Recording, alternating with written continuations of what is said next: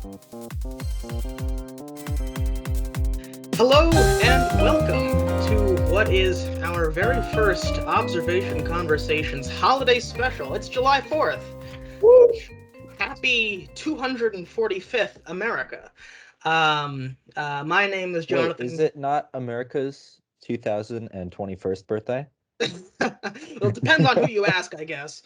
Depends on which interpretation you're going off of. But my name is Jonathan Goodisonor, and I am joined as always by my intrepid co-host, Reid Chrisman. How you doing, Reid? I'm doing well.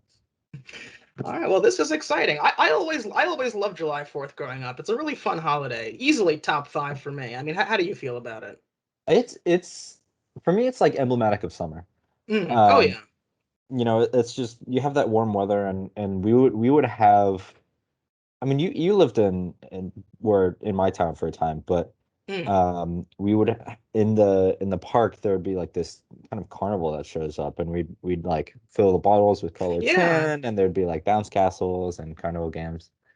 And that's like my go-to memory. Every time I think of July 4th, I think of that. Uh, absolutely. yeah, I mean it's a fun holiday. It really is. I mean, just like you said, I mean, for me, it's so emblematic of summer, the fireworks and the cookouts and the parades and baseball and all that stuff. I mean, it's the catalyst of so many fond summer memories. And yeah, just a really fun holiday. And today, to commemorate the holiday, we have not one but two main topics that we're going to cover. Mhm. One that has everything to do with America's independence, and one that has nothing at all to do with it, but it's just so much fun we couldn't possibly not do it. Yeah. Um, and so, yes, this is very exciting. Our first special episode. Reid, do you want to segue us into our first Yeah, topic? so for our kind of first Independence Day celebration, Mm, uh, you had told me a little while ago that you had actually never seen Hamilton. it's true. Um, I never saw the play, but I saw it on Disney Plus. Mm, And when I first saw it, or when I was planning on seeing it, I was like, I don't know if it's gonna be that good. I feel like it's really overhyped and overrated.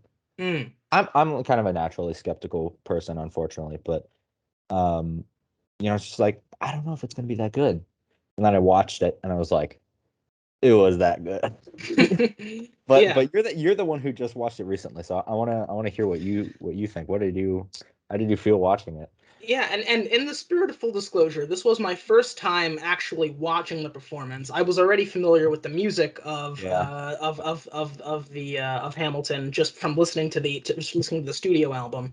But it was a great experience watching it. I mean, getting finally being able to put the visuals to the lyrics, the music that I was already so familiar with, really did add a great new dimension to the story. And yeah, so like yourself, I haven't seen it live. I just watched it on Disney Plus a few days ago, and it was really good. I mean, I'm struggling to find something new to say that hasn't already been said. I mean, the music is of course excellent. I mean, Lin-Manuel Miranda is, a He's kind theatrical of a genius of our time. he's like a lyrical genius too. He is.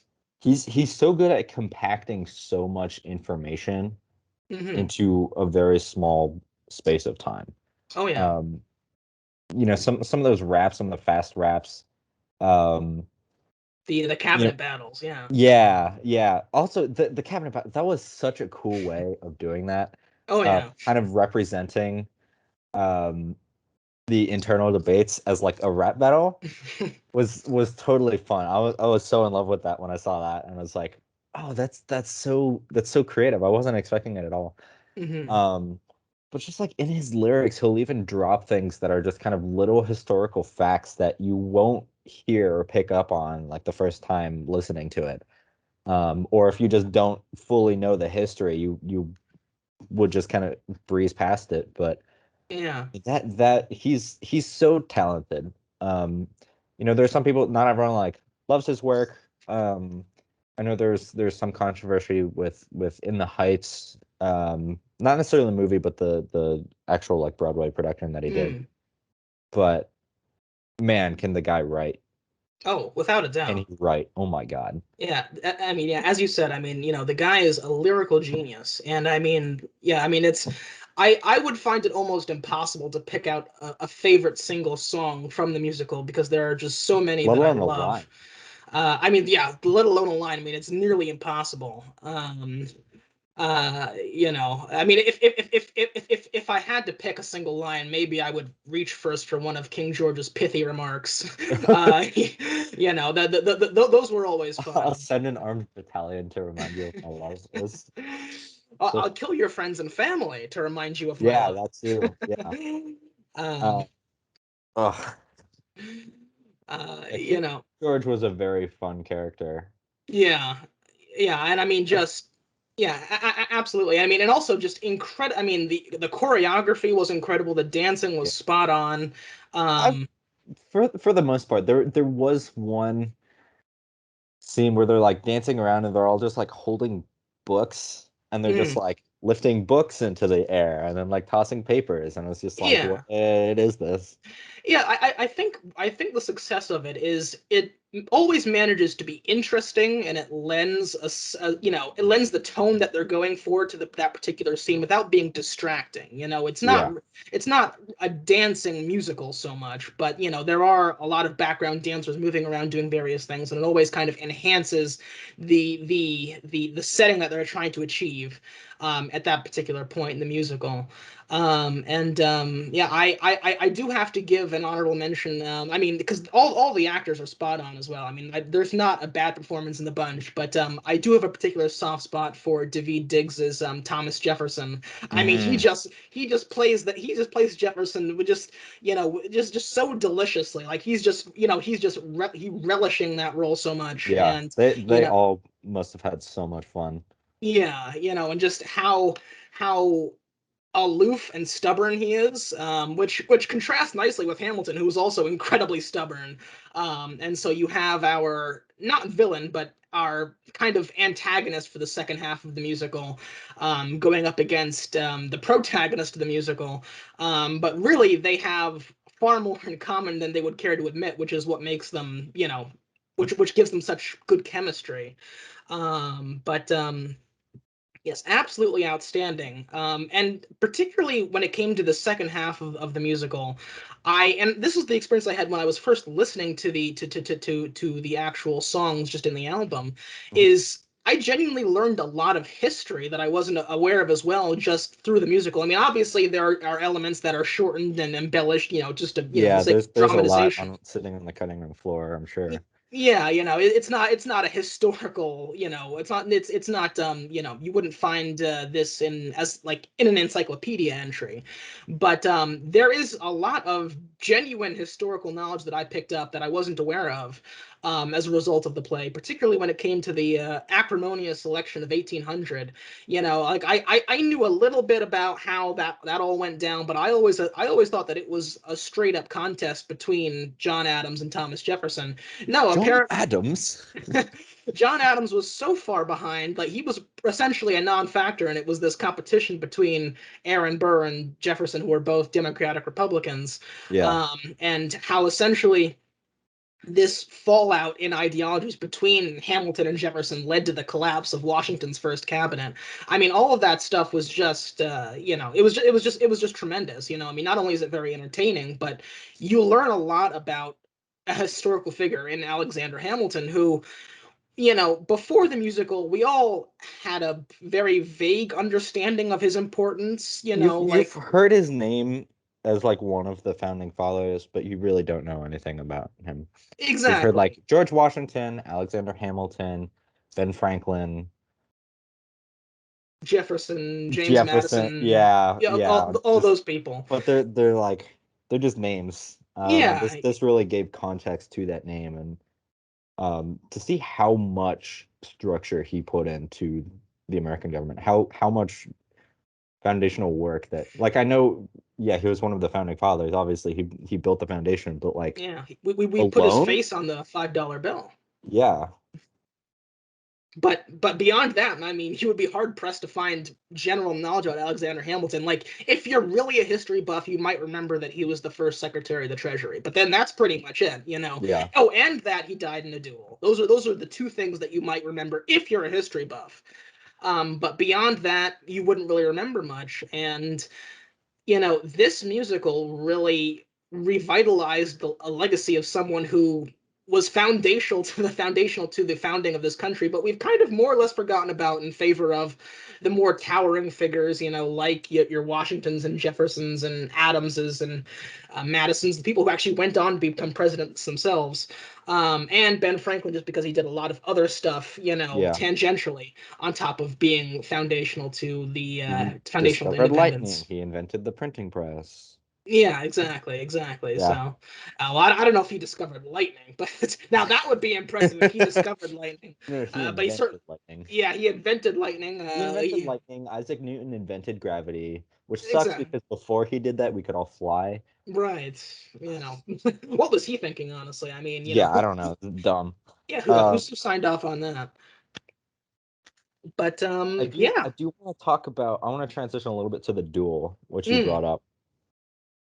I mean, how did that kind of impact you after seeing, the relationship of Aaron Burr and Alexander Hamilton grow and then fall apart? Yeah, and that really is, I called Jefferson the antagonist a moment ago. I mean, really, I mean, it's Burr that's intended to be the antagonist, but is he really? Because I mean, as we see, I mean, he gets big moments in the musical as well, like in the first act, his big wait for it showpiece, where Burr is, in history he's typically made out to be a villainous figure. At the very Yeah, least he was a bit of an asshole. unprincipled. Yeah, he was unprincipled in real life. When when he was vice president, not only did he shoot Alexander Hamilton, which was not great for his image, but also he was a very corrupt vice president, and Jefferson actually replaced him because he was just sick of him, Yeah, couldn't stand him. To the point where we essentially changed the system so that presidents and vice presidents wouldn't be elected separately anymore. So the president could always just pick the vice president they wanted, because as we saw, when you have a president who does not get along with and despises his vice president, that leads to a lot of problems. yeah. And so that's the historical record of Burr. But as we've seen, there really is more to him than that. Yes, he was unscrupulous and you could argue unprincipled. As he But in says. he in unprincipled in some ways, but in others more principled than Hamilton. Exactly, At, exactly. at the very beginning, he was kind of a mentor figure and Hmm. was teaching Hamilton like, hey, you have a lot of great ideas, but this is how you share them in the colonies and Exactly. not get killed, essentially. Yeah. Um, and he was a lot more restrained. There's the whole talk less, smile more. Exactly. You could see that as being more principled in a way. Um, Yeah, it's yeah, true. I mean, yeah, no, he's not made out to be. He's not a bad guy. It's just he keeps trying to, because he and Hamilton both have, they share very similar ideals because they're both orphans, and they're both trying to get ahead in life.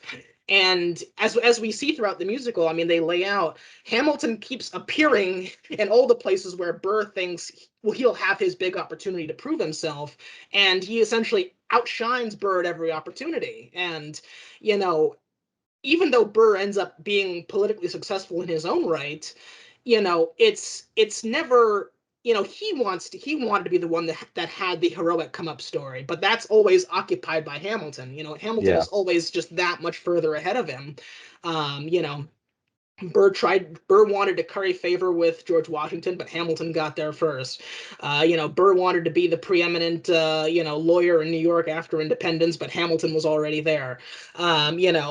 Burr wanted to be more involved in the original federal government and in Washington administration. Hamilton got there first. Hamilton is always there, and he's always in the way. And so it's not that Burr is a bad person, but he eventually just gets so fed up with Hamilton getting in the way of what he thinks is rightfully his, his opportunities to get ahead and his opportunities to show that he's not just a background player in the story.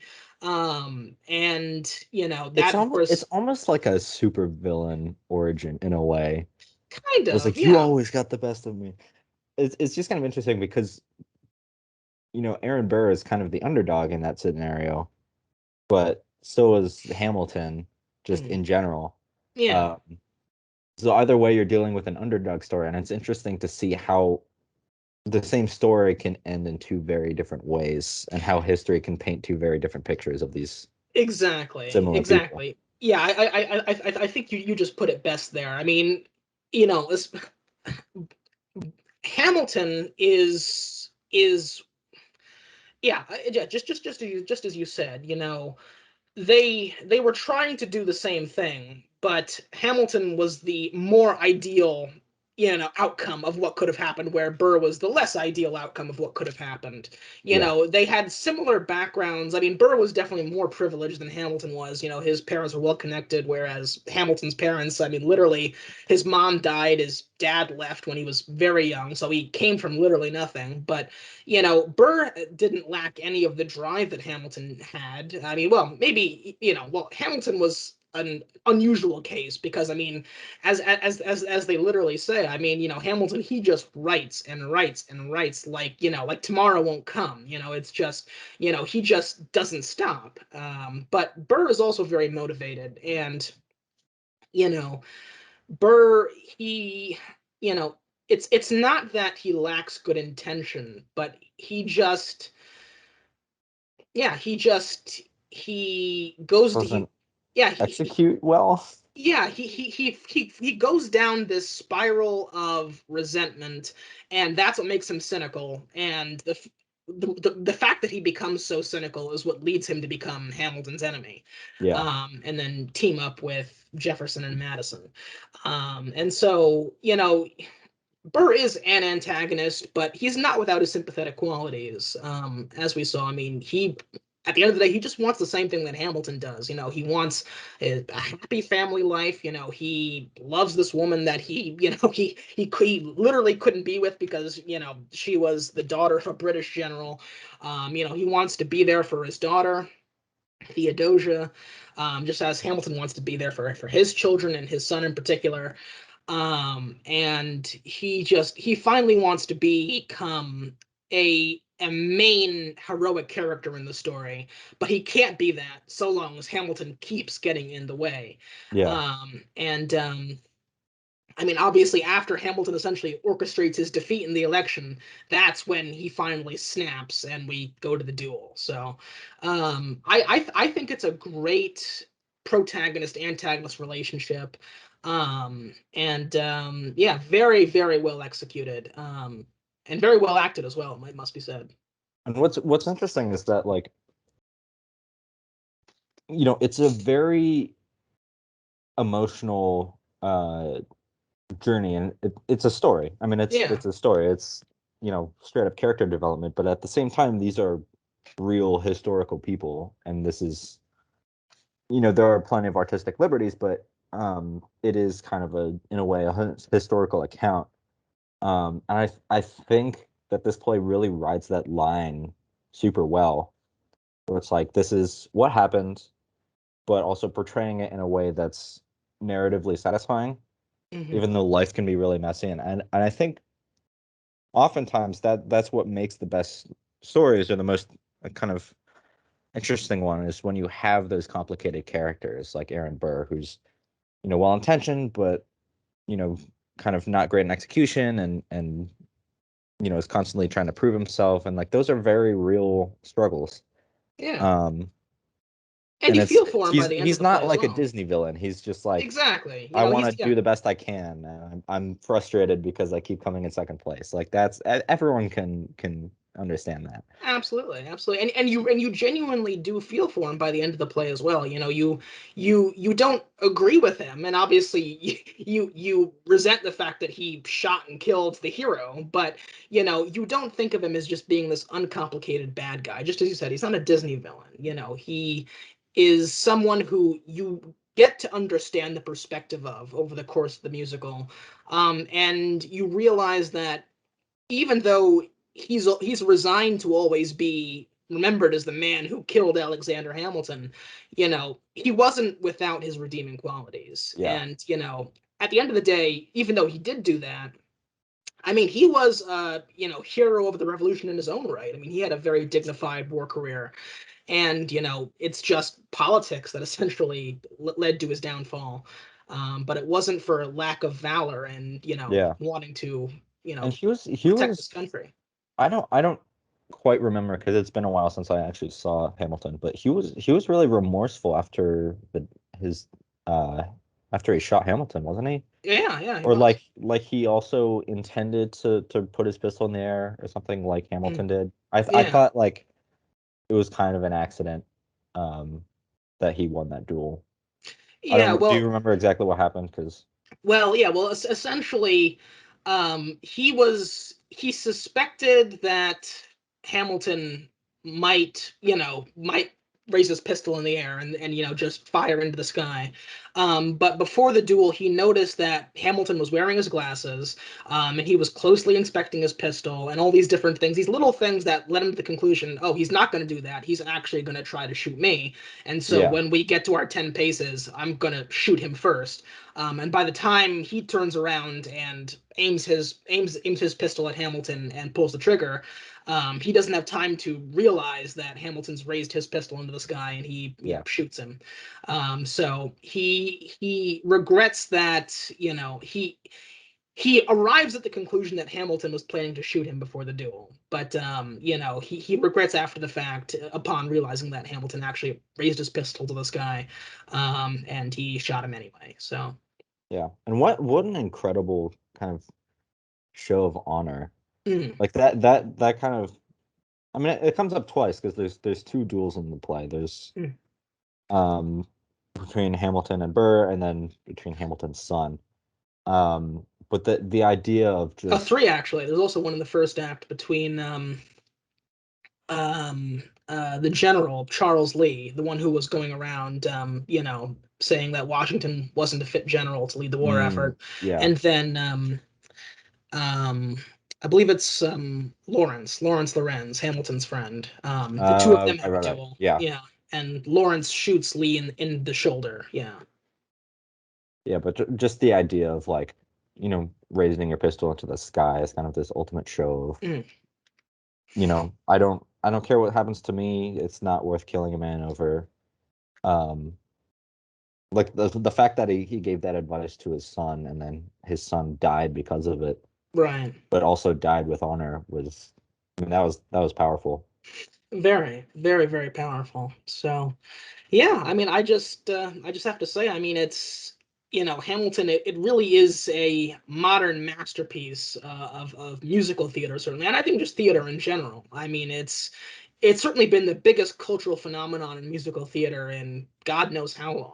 I mean, it feels like it's been 20 years since there's been a single show that has captured as much of the public imagination as Hamilton has. I Yeah. mean, it's been 5 years since it really became a sensation now, and I mean, it's as going strong now as ever. I mean, it's easy to see why it was one of Disney Plus's most streamed movies from a year ago, where actually, interestingly enough, it came out exactly 1 year ago, July Oh, 4th weekend in 2020. So, uh, doubly fitting.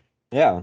But yeah, outstanding musical. And I mean, really, I mean, everyone just asked the question now, what's Lin-Manuel Miranda going to do next? And it seems In the like, Heights movie. yeah, well, he didn't direct that, but what he is directing is, I mean, I don't know, there's not really been any news about what he might be doing in the future in the musical theater front, but he does have a movie coming out later this year. believe it's called Tick Tick Boom, on Huh. Netflix. It's musical. It's another musical adaptation for film, based around the life of the playwright who I believe did Rent. He wrote Rent. And it's an autobiographical musical about his experiences. I'm not very familiar with it, but this was also a musical that was on Broadway like in the 90s. Yeah. Very well known apparently. So it seems like Lin-Manuel Miranda might actually be getting more involved with directing musical movies now. I mean, obviously he's participated in other movies before. Obviously, he wrote the source material for In the Heights, did the music for Moana, which I mean that was some great Disney music, by the way. I really Yeah. liked the Moana soundtrack. He's also doing music for the Little Mermaid live action remake, which that'll be interesting.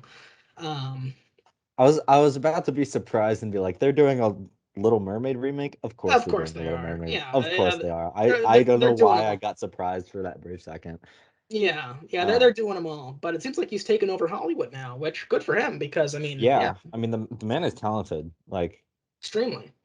he's just so good, and I'm excited to see all of his work.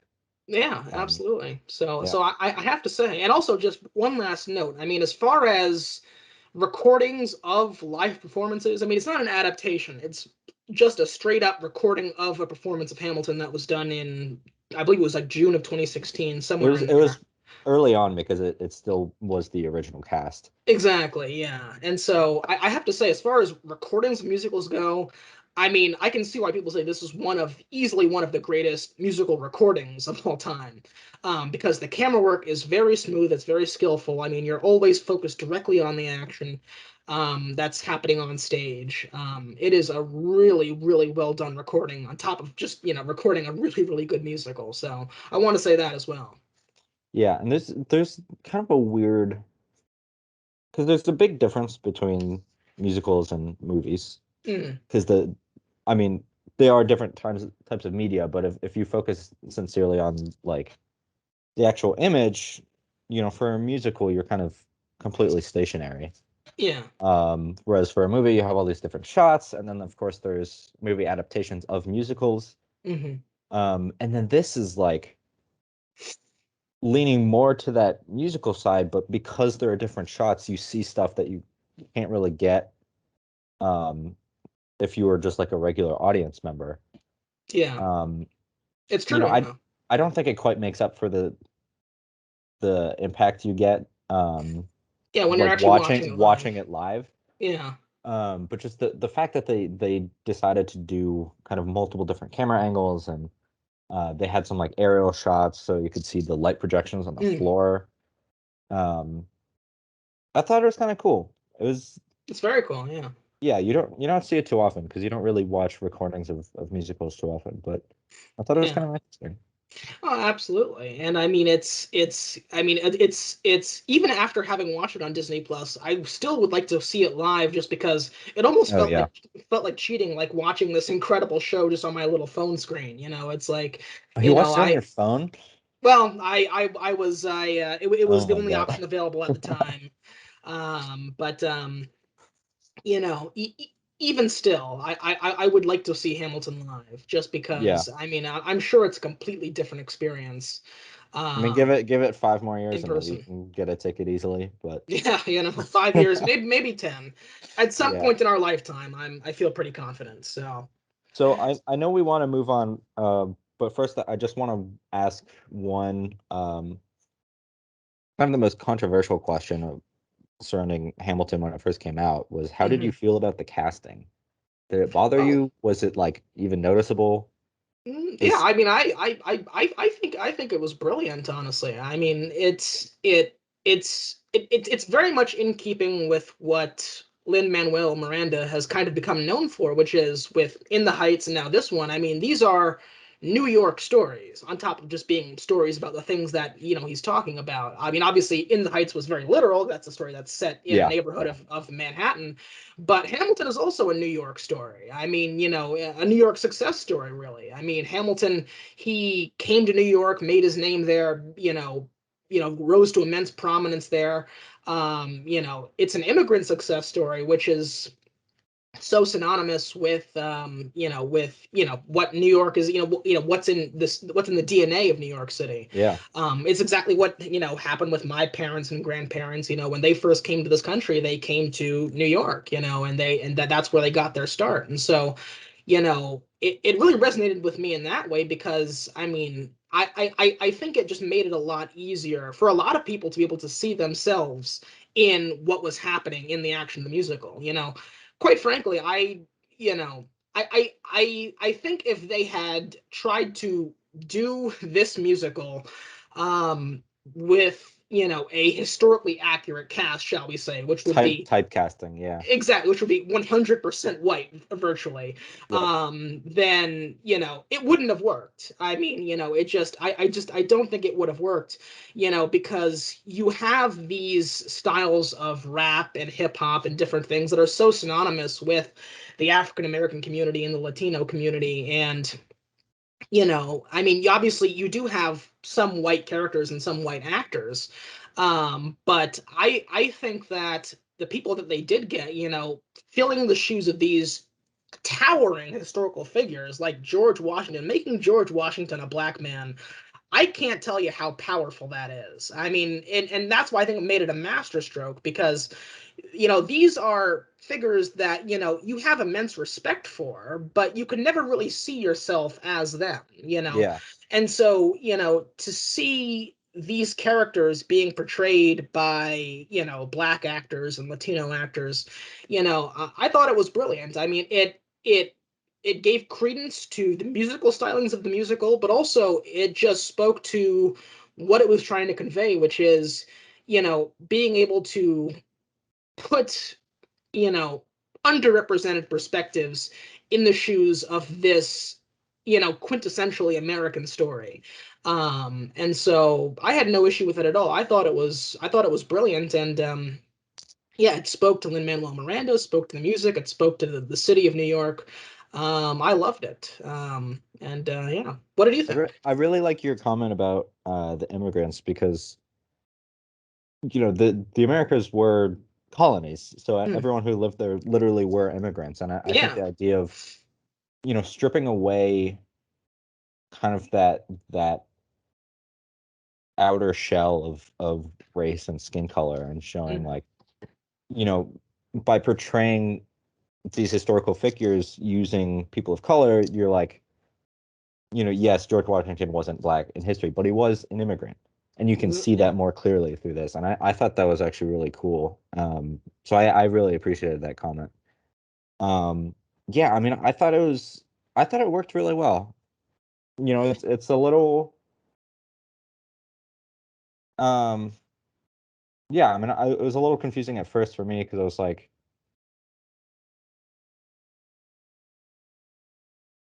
trying to like keep track of different characters, but Mm, um once you kind of cross that hurdle and you just kind of accept it, and it's like, yeah, that's George yeah. Washington. Cool. Like Yeah. it and, doesn't and, it literally does not make a difference, which I think is kind of a huge yeah. statement that this piece is making as a kind of artwork. Yeah, and just as we were saying earlier as well, I mean, Hamilton, of course, is not 100% historically accurate. I mean, the Yeah. story does take, a number of liberties with historical fact. So, when you keep that in mind as well, I mean, the casting, they could cast whoever, and it kind of makes less of a difference, because at the end of the day, it is a historical story, but it also isn't a historical story, if that makes sense. It's Yeah. like this is a story grounded in historical facts, but it's also a musical, and it's supposed to be entertaining. It's supposed to tell, these character stories, and not just, reciting historical fact. So that also kind of helps to cut down on the cognitive dissonance, because it isn't 100% accurate. It's telling this story, the story that Lin Manuel Miranda wants to convey within the context of historical facts and what was going on around those times. And so when you think about it that way, they could cast almost anyone, and it wouldn't make a difference. But it certainly doesn't hurt that the cast that you did have, the cast that we saw in, that original cast that we see in the Disney Plus recording, is just so supremely talented. Oh, they're It's like, amazing. Yeah. you certainly could not make it, fault them for any kind of musical or voice or acting talent, because I mean every single one of them knocks it out of the park. I mean, there's not a bad performance in the bunch. um and so yeah, that also does it a great credit, I think. It was actually really funny. I just remembered shortly after watching Hamilton, I think I was watching it was a Drunk History Mm. by Comedy Central, and they actually they interviewed Lin-Manuel Miranda, who wrote Hamilton, because I've seen this he one. kind of became a historian on that subject. Yeah, yeah. Um, but Comedy Central's portrayal was more in that historically accurate, where they had like period clothing, and they did typecasting, like you see Alexander Hamilton as a white man. I was like, this doesn't look right. It looked weird, which I thought was really funny. Yeah, well, I don't know if we're talking. I don't know if we're thinking about the same Drunk History, because the Drunk History I saw with Lin-Manuel Miranda, Aubrey Plaza was actually playing the role of, or no, pardon me, Aubrey Plaza was played by was playing Aaron Burr, and another woman, I think it was like a Latina woman, was playing Hamilton. And so in that case, it wasn't blacks and Latinos; it was actually women portraying the two main Oh, characters, which I yeah. thought was very interesting. I mean Um, that's also, that kind of adds another layer, because, throughout history and in plays, it was always like men actors portraying women. right, yeah. Um, In and like, Shakespearean times, they would do that. yeah, and now kind of seeing the opposite. And like you get that in voice acting all the time. Like a lot of women will voice male characters, but Yeah. um the last thing I want to ask is do you think that kind of um I don't know what to call it, just non-typecasting. Do you think that would work on the silver screen? Because for kind of a fictional story, and the kind of fictional adaptation that this play worked, I think it worked well, but Mm, um, for like more of a historical, like trying to actually portray it, because that's something we haven't seen. I mean, Hamilton is kind of the first to do this, where they're like, mm. we're gonna just kind of cast whoever is the best at acting and Yeah, ignore yeah. race. And movies have yet to do that. I mean, there's still a huge whitewashing issue in Mm. general, but Yeah, yeah. um, do you think movies will ever get to that place where it's just they don't, if it's like Ah, historical people, they're just like, yeah, make them black, make them Latino, whatever. I I don't think it will become widespread. I think that Hamilton is a very unique case because that was such a big part of what the show is. And one day, because people have been talking about this for 5 years, when are we going to see a film adaptation, not just a recording of Hamilton? And we're probably going to see that before the end of this decade. I know they haven't been in Mm, a big rush to do that because they're still making a ton of money on the live performances, but there will be one day soon where Disney or Warner Brothers or somebody with a relationship with Lin Manuel will convince him to sign off on a true adaptation. And I am sure that when they do that, they're going to take a similar tact, and they're going to keep that spirit of the show intact, and cast, obviously not the original cast, because they're all big celebrities in yeah, their own right, and they're doing their own thing, but they're going to cast more African American and Latino actors to play those roles. But in general, when it comes to historical movies, no, no, I don't think that the Hamilton formula, translates generally, because it's a musical. yeah, It's not a serious, sober, you know, historically grounded story. I mean, it is historical, but it's not like, you wouldn't see, like a movie like Patton, with a bunch of, non-whites playing in the German army. That just wouldn't work. yeah. So yeah, so I don't think you'll see that catch on broadly, but I think we'll see more Hamilton style musicals where other historical events are revisited through a different lens? Sure, I think so. Will they be executed as well as Hamilton? Because I mean, obviously, now that we have Hamilton, any subsequent attempt to do something similar can come off as hacky really easily. Yeah. But can it be done well? I think so. And I would be very interested to see more of that. Not historical revisionism, but more musicals that take well-known or semi-well-known events and view them through the lens of people who just were not represented at the time. Yeah. I think there's a lot of potential for that. So I'd like to see more of that. Yeah, and I think the solution for Hollywood and movies is to, just tell different stories. Yeah. Pick different historical events that are, literally from the perspective of people of color instead of, focusing on any of the founding fathers who are white. Focus on like literally anyone literally anyone else. Right. Um God, what's the guy's name? He has like the crazy hair with the white streaks. Um I can't remember. It's escaping me. Um yeah, but I don't know. I think Hamilton was really well done. I think it did a really good job of creating a conversation. Hmm. It really encapsulates that American spirit super well. And I think it's a good fit Yeah. for July 4th. Absolutely. And also, I mean, as you said, I mean, it started a conversation and it really captured the moment, just culturally. Not only did it completely dominate that year's Tony Awards, but also, in January 2017, it also became politically relevant because there was that one moment where remember Vice President-elect Pence Yeah, went to New I York was to I see was a thinking performance of about that. Hamilton. Yeah, He and looks so unhappy in that picture. yeah, the cast of the show, addressed him directly, and that was, also very much at the height of Hamilton's popularity, and it spoke to, I think, and not to make too sweeping of generalizations, but I think that Hamilton arrived at the intersection of two very interesting political moments. You had the end of the Obama years where there was a lot of hope after Obama became president that America might finally be turning the page on a lot of its racial history, and that we might be finally entering some sort of true post-racial era.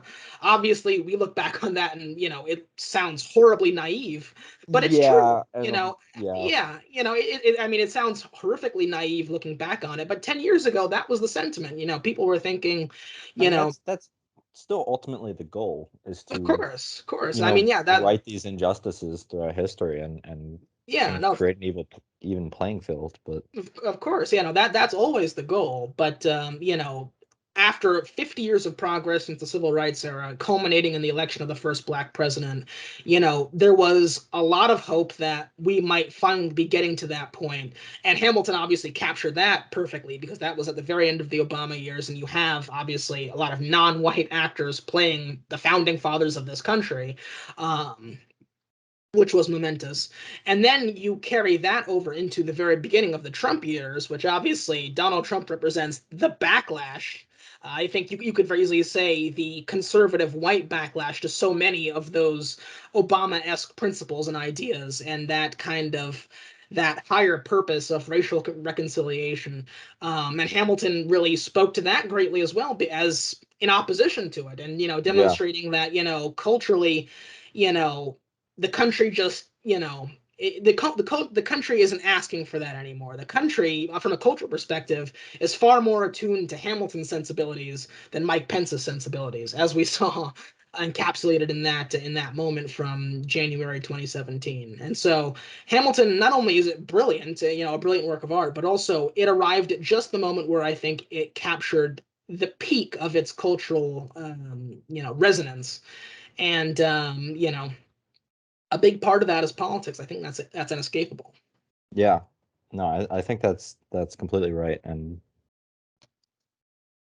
I mean, it's such a cultural staple these days, and I don't think Hamilton is going away anytime soon. No, I no, mean, we'll be it seeing kind a of lot became more an of him. instant classic, and I just think that's fantastic. Absolutely, absolutely. Yeah, no, yeah, no. We will be seeing more of Hamilton. I'm sure of it. Um, and so yes, an absolute hit. Um, and So we do need to transition. yes, We were concerned before recording if we would be able to talk about Hamilton for enough time, and we ended up spending a yeah. lot of time on it. Of course, we found a way. Yeah, like we always do. Uh, so I want to ask, because I came up with this funny, clever transition that I wanted to Mm, use. please. Um, do you think Aaron Burr is destined to lose? Well, I Can you think guess what we're talking about next? yeah, I think that it's the role of Aaron Burrs to survive, just like I think it's the role of Loki's to survive. Because, ladies and gentlemen, as promised, this is our Loki mid-season review, where today we will be talking about Loki episodes 2, 3, and 4. Um, Even though and four is past the middle, we don't care. It was really good. yeah, yeah. We or I should say, the variant, Lamentus, and the Nexus event.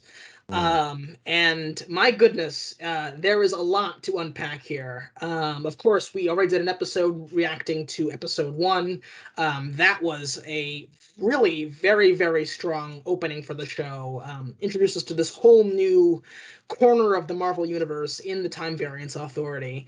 And we get quite a few bombshells as we move through the next three episodes.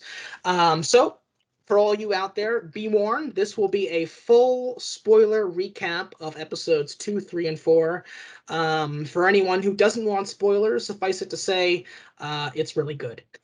So, watch it. Um, and so, yes, I think we'll just go through episode by episode. I'll recap the synopsis. I have pages and pages of notes on yeah, what you happened in really each did episode. I just watched it. I just finished Yeah, the well, fourth because episode a couple hours ago, but there's so you much did your here. homework.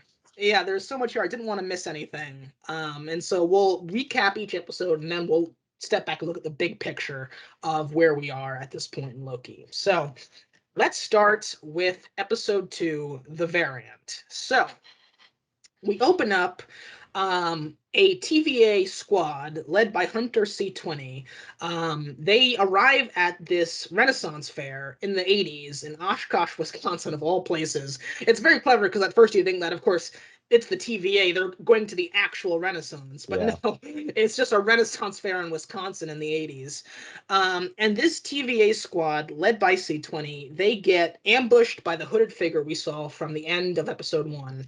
Um, where while I Need a Hero plays in the background, I thought that was an odd music choice. Of course, throwback to, of all movies, Shrek 2, the iconic climax of that film. But yes, the team gets ambushed, and the hooded figure, who we presume at this point is the evil Loki mentioned from episode 1, steals their time charge, just like she did in Oklahoma in the 1850s, the end of episode 1. Yep. So, Mobius, Hunter B-15, and Loki and their squad, they go back to this Renaissance fair to investigate what happened to this previous squad that got wiped out. And they get into this little circus tent, in the middle of the fair. And Loki presents this long-winded theory about, what he thinks the other Loki's plan might be, what their motivations might be, so on and so forth. Mobius realizes that Loki is stalling for time. They go back to the TVA, and Mobius essentially tells Loki, "You have one more chance, and then we're pretty much going to incinerate you. Yep. Where you will be pruned if you mess with us again." So Loki and Mobius are back at the TVA, and we get this. We get this. This was a great Loki and Mobius interacting episode, and They have so much chemistry, I have oh to my say. goodness, yeah, the Who two knew of Owen them. Wilson would have done such a good job? Yeah, I mean It's an interesting pairing, but Yeah, I mean, yeah, the two of them are fantastic together. And this is the first time we learn about this conversation is where we first learned about Mobius's love of jet skis. He said that if he were just a regular human living on Earth, he would want nothing more than to just be out on the ocean on a jet ski. And they have this little conversation where they both take digs at the absurdity of each other's backstories. Loki being an Asgardian god, Mobius being created by the Timekeepers to maintain the sacred timeline, and just how ridiculous both of their backstories sound. Um, and so after this, Mobius puts Loki to work analyzing the case files from the Loki variant attacks. And this leads Loki to make a very big discovery.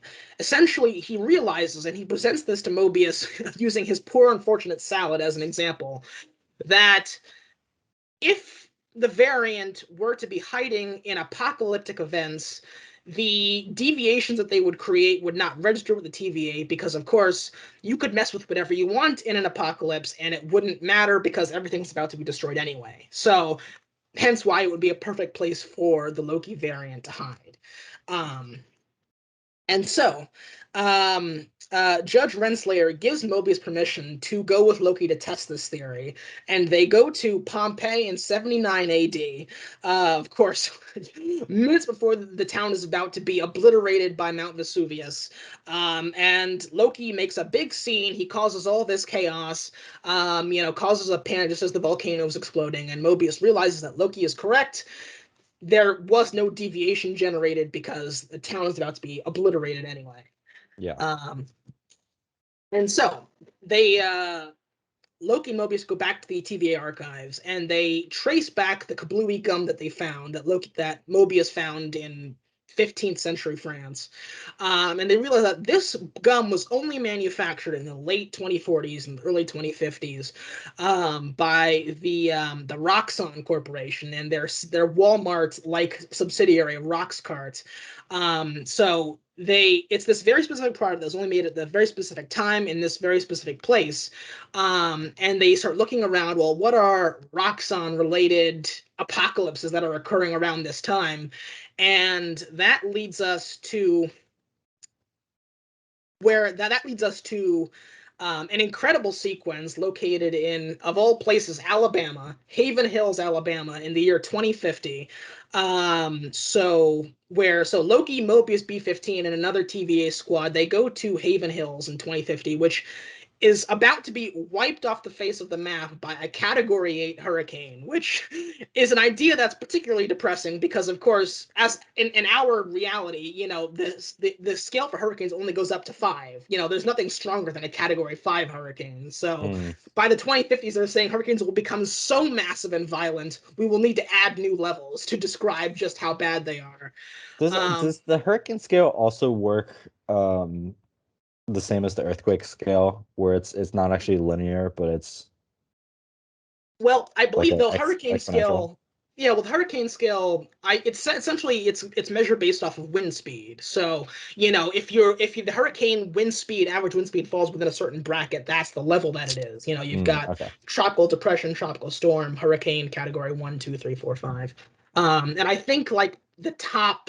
I think a Category 5 hurricane is like 200-mile-per-hour winds.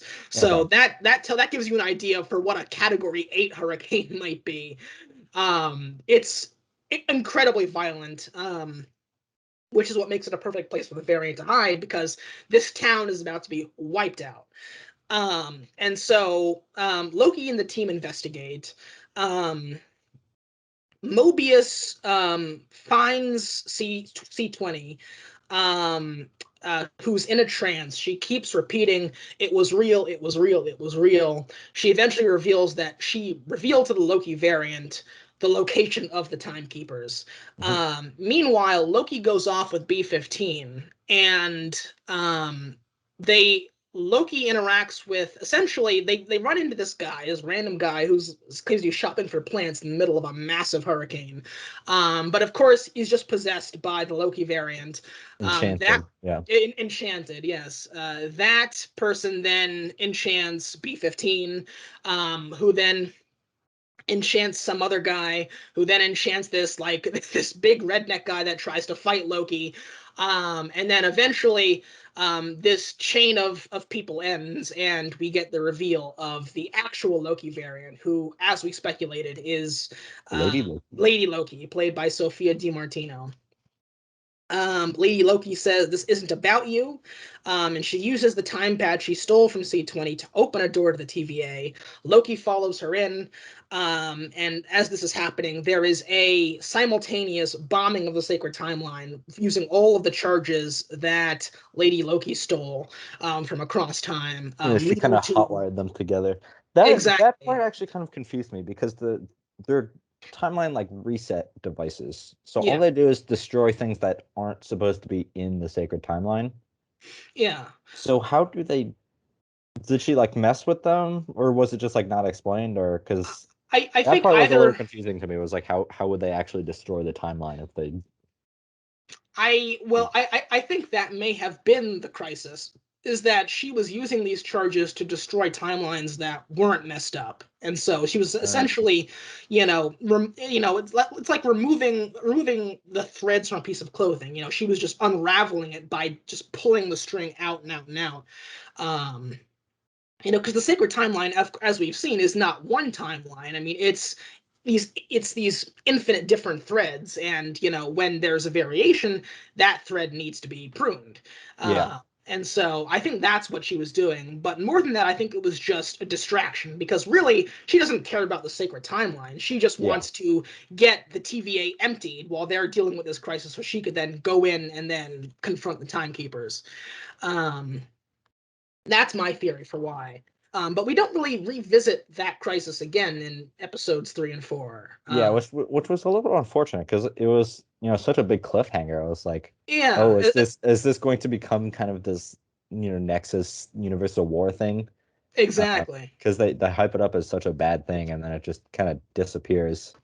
Yeah, and yeah, and I would have been interested to see, because we see that whole board of all of the different times and places where these charges were dropped, and I wanted to see more of the fallout of, what made these moments so significant that she chose them to be the moment that the charge would disrupt that portion of the timeline. Yeah. But we didn't see it. We may still see it in episode 5 and 6, but that was the end of episode 2, the variant, which leads us into episode 3, Lamentus.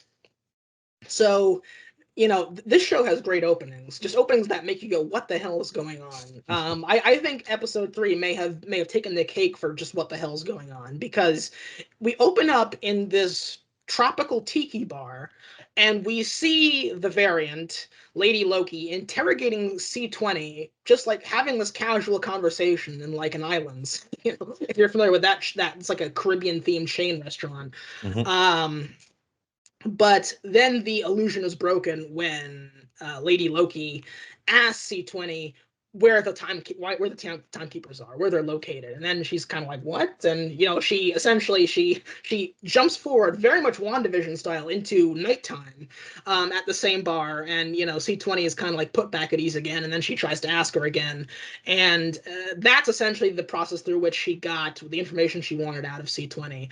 And as we learn, when C20 keeps saying it's real, it's real, it's real, it's because that wasn't just a vision that Lady Loki was using. That was actually her getting C20 to recall her past life, which is why it felt so real to her, because that was an actual memory that she once had, that the Loki variant just inserted herself into. Yeah. Um, and so that was a bit of a flashback. So as the action continues, after the Haven Hills incident, Lady Loki fights her way through the TVA. Loki follows behind her, and they're confronted by Judge Renslayer and a bunch of guards. But in the course of this, Loki steals Lady Loki's time pad and sends them to another apocalypse, the apocalypse of Lamentus One, which is a planet that is about to be destroyed by another planet crashing into it. Very much in the style of when, I mean, it immediately made me think of when Thanos grabbed that moon and threw it down Yeah. on Titan in Yeah. Infinity War. Very much in that way. This is essentially the end of this planet, and there's meteor showers everywhere, and it's chaos. So after they realize that they're both Lokis, so they're not going to get the drop on one another magic wise, they walk and they bicker while they make their way to the nearest town because Loki still has the time pad, but needs to be recharged if they're going to get off Lamentis One. And as they're talking, Lady Loki, the variant, reveals that she does not call herself Loki anymore. She's not Loki. She's Sylvie. That's the name she prefers to go by, or the alias, as she puts it.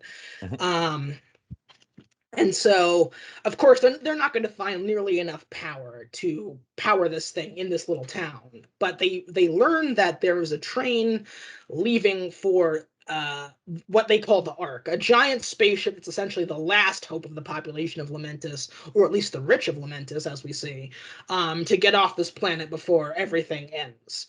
And so they sneak aboard this train to the Ark. Very And much Snowpiercer vibes. yeah, very very much like Snowpiercer, exactly like Snowpiercer. Actually, the rich get to ride this train to salvation, while all the poor people get left behind. Um, but of course, this is Loki, so we're not too concerned about that. Um, uh, so there's about a good 10-15 minutes of the two of them just on this train talking. Sylvie gives very guarded hints as to her backstory. The two of them discuss love. Loki sings a song, and eventually their cover gets blown, and Loki gets thrown out of the train. Um, Sylvie follows behind him because she still needs to get the time pad from him. Yep. Um, after they both get thrown off the train, Loki reveals that the time pad is actually broken, and so their only way off Lamentis is to essentially hijack the Ark, the last hope of this planet. Um, and so they walk to the city of Sharu, where the Ark is located. And as they're walking, Sylvie reveals how the enchantment works, and also she reveals, this is the big reveal of the whole episode, that all of the agents of the TVA are actually variants, not created by the Timekeepers. They're all variants kidnapped from their timelines, memories wiped, and then essentially indoctrinated into believing that they were created by the Timekeepers. Yeah. So they make it to Sharu. There's this really interesting and cool, like it's made look like one continuous long take as they fight their way through the city. And they arrive at the gate, on the other side of which is the Ark, just in time to watch it just get destroyed by a giant meteor. Because, I mean, let's be honest, the plan was always terrible. I mean, if the planet is literally already right there, raining down on top of you, it's too late. The time for an Ark was years ago, months ago.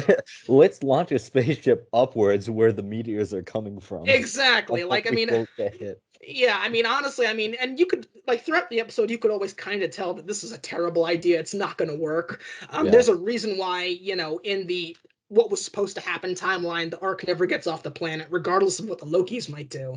But yeah, they witness the Ark getting just absolutely destroyed, and they are marooned on this planet that's about to be obliterated. Um, which leads us into episode 4, the Nexus event. So, this episode, once again, great cold open. We open up on Sylvie as a child in Asgard, and we essentially see how she got to become the Sylvie that we know today. She was arrested by the TVA on the grounds that she was a variant, even though no one can seem to tell her what she actually did wrong yet. She's just a variant. So they arrest her, they take her away from Asgard. We see the whole booking process that Loki went through from episode 1 again, but through a decidedly, the fact that we see everything from that lower child's perspective makes it that much scarier because you just realize how frightening this process would be for a child. Yeah. Like, especially the part where you have to walk through the machine that's going to kill you if you're a robot. Like it's like that was I just like how she was also kind of trepidatious about going through it. Like this is all Loki's kind of yeah. have this And by existential crisis. Yeah, and by the end of the episode, we realize why they have that robot detection Yeah, machine. yeah. Yeah, so that was just really that was a really good way to do it. Just having that whole process again from a child's perspective, because you realize how scary that would be if you were a kid and you got abducted from your home and put through this like unfeeling massive bureaucracy, where if you get judged in the wrong way, you'll be destroyed essentially. Oh, also, she gets arrested um, by Hunter Renslayer. She's not Yeah. a justice yet, which was interesting. And as we see, she gets taken before another judge. The judge says pruner, and she's about to be destroyed, but she is able to steal Renslayer's time pad and essentially escape. Um, and that's how she, and that's how she's been running ever since, effectively. Yep. Which, and we'll get to this later on, but it's interesting how you have Hunter Renslayer, and despite her massive fuck up, which led to this Sylvie variant escaping and being so dangerous, she still gets promoted to justice. That's interesting, but we'll get to that later. Um, and so Renslayer goes into the Timekeeper's chamber, and afterwards, Mobius asks her if he can interview C20, but Renslayer reveals that C20 is dead. She died. The way Renslayer puts it, she just was in a manic state after her enchantment. Yeah, enchantment. There we go. Yep. And she just expired at a certain point. So while this is happening, this is essentially recapping, what happened while Loki and Sylvie are doing their thing in episode 3 on Lamentus. And so Loki and Sylvie are having this heart to heart in Lamentus's final moments. They discuss, Sylvie asks, is it ultimately every Loki's purpose just to lose? Like, is that why we exist? Just to get beaten by, the heroic figure, and to be a vehicle through which other people can become better. But our Loki says that no, it's actually Loki's purpose is it's Loki's purpose to survive, essentially. Yes, we lose sometimes painfully, but ultimately we survive. That's our purpose. And Loki begins to fall for Sylvie, and that is what triggers the titular Nexus event. Essentially, as this is happening, it causes a huge deviation, which is what allows the TVA to find out where they are, and they get arrested by some TVA agents. They portal into on Lamentus, and they arrest them just as Lamentus is being destroyed, essentially. Mhm. Um, so they've both been arrested. Mobius puts Loki in this like looped memory time prison, where Jamie Alexander returns for the first time since Thor 2 as Lady Sif, essentially in this memory where she punches him over and over again because he cut a piece of her hair off, which is actually rooted apparently in real Norse mythology. Yeah, I heard about that. Yeah, and Kind so of a not really a callback, but just like alliteration, I guess. yeah, which it's Illusion. interesting because Yeah. apparently in that actual Norse story, like it's not just a punch. Like Lady Sif like almost straight up kills Loki in the Yeah. actual mythology, but in this memory, she just punches him, and And tells then him that knees him in the he's balls. it knees him in the balls and tells him that it's he's always going to be alone, essentially. Um, and it's this looped memory prison, so it just happens over and over and over again, infinitely. Which as we've seen, Loki is not keen on this kind of stuff. We know he didn't like it when Doctor Strange put him in that infinite fall for 30 minutes in Thor Ragnarok. Yeah. So it was almost designed perfectly to get to him, like this repeated negative event over and over again. um so Mobius pulls Loki out of the time prison, and he interrogates Loki on what happened with him and Sylvie on Lamentus. He laughs and finds it hilarious at the incredible egotism that, of all people, Loki ultimately fell in love with himself, or a version of himself. Um, Truly and narcissistic. yeah, a true narcissist. And Loki tries to tell Mobius that what he learned from Sylvie in episode 3, that he's actually a variant, but Mobius doesn't believe him and puts him back in the looped memory. Yeah. So after this, Mobius meets with Justice Renslayer, where she toasts him on closing the Loki case. But Mobius, he's a little uneasy. He's not quite convinced. He's still suspicious. He doesn't know what really happened with C20, and now he's mulling over this thing Loki just told him. So, while he's having this drink with Renslayer, he steals her time pad, and while that meeting is happening, Sylvie, essentially B15 is very shaken up from when she was enchanted from episode 2, and so she goes back with Sylvie to Haven Hills, and Sylvie shows her what her old life was like, when she was still a human and pre TVA. And that gets B15 on side. She realizes she was happy in her old life, and so now she's going to fight the TVA with Sylvie.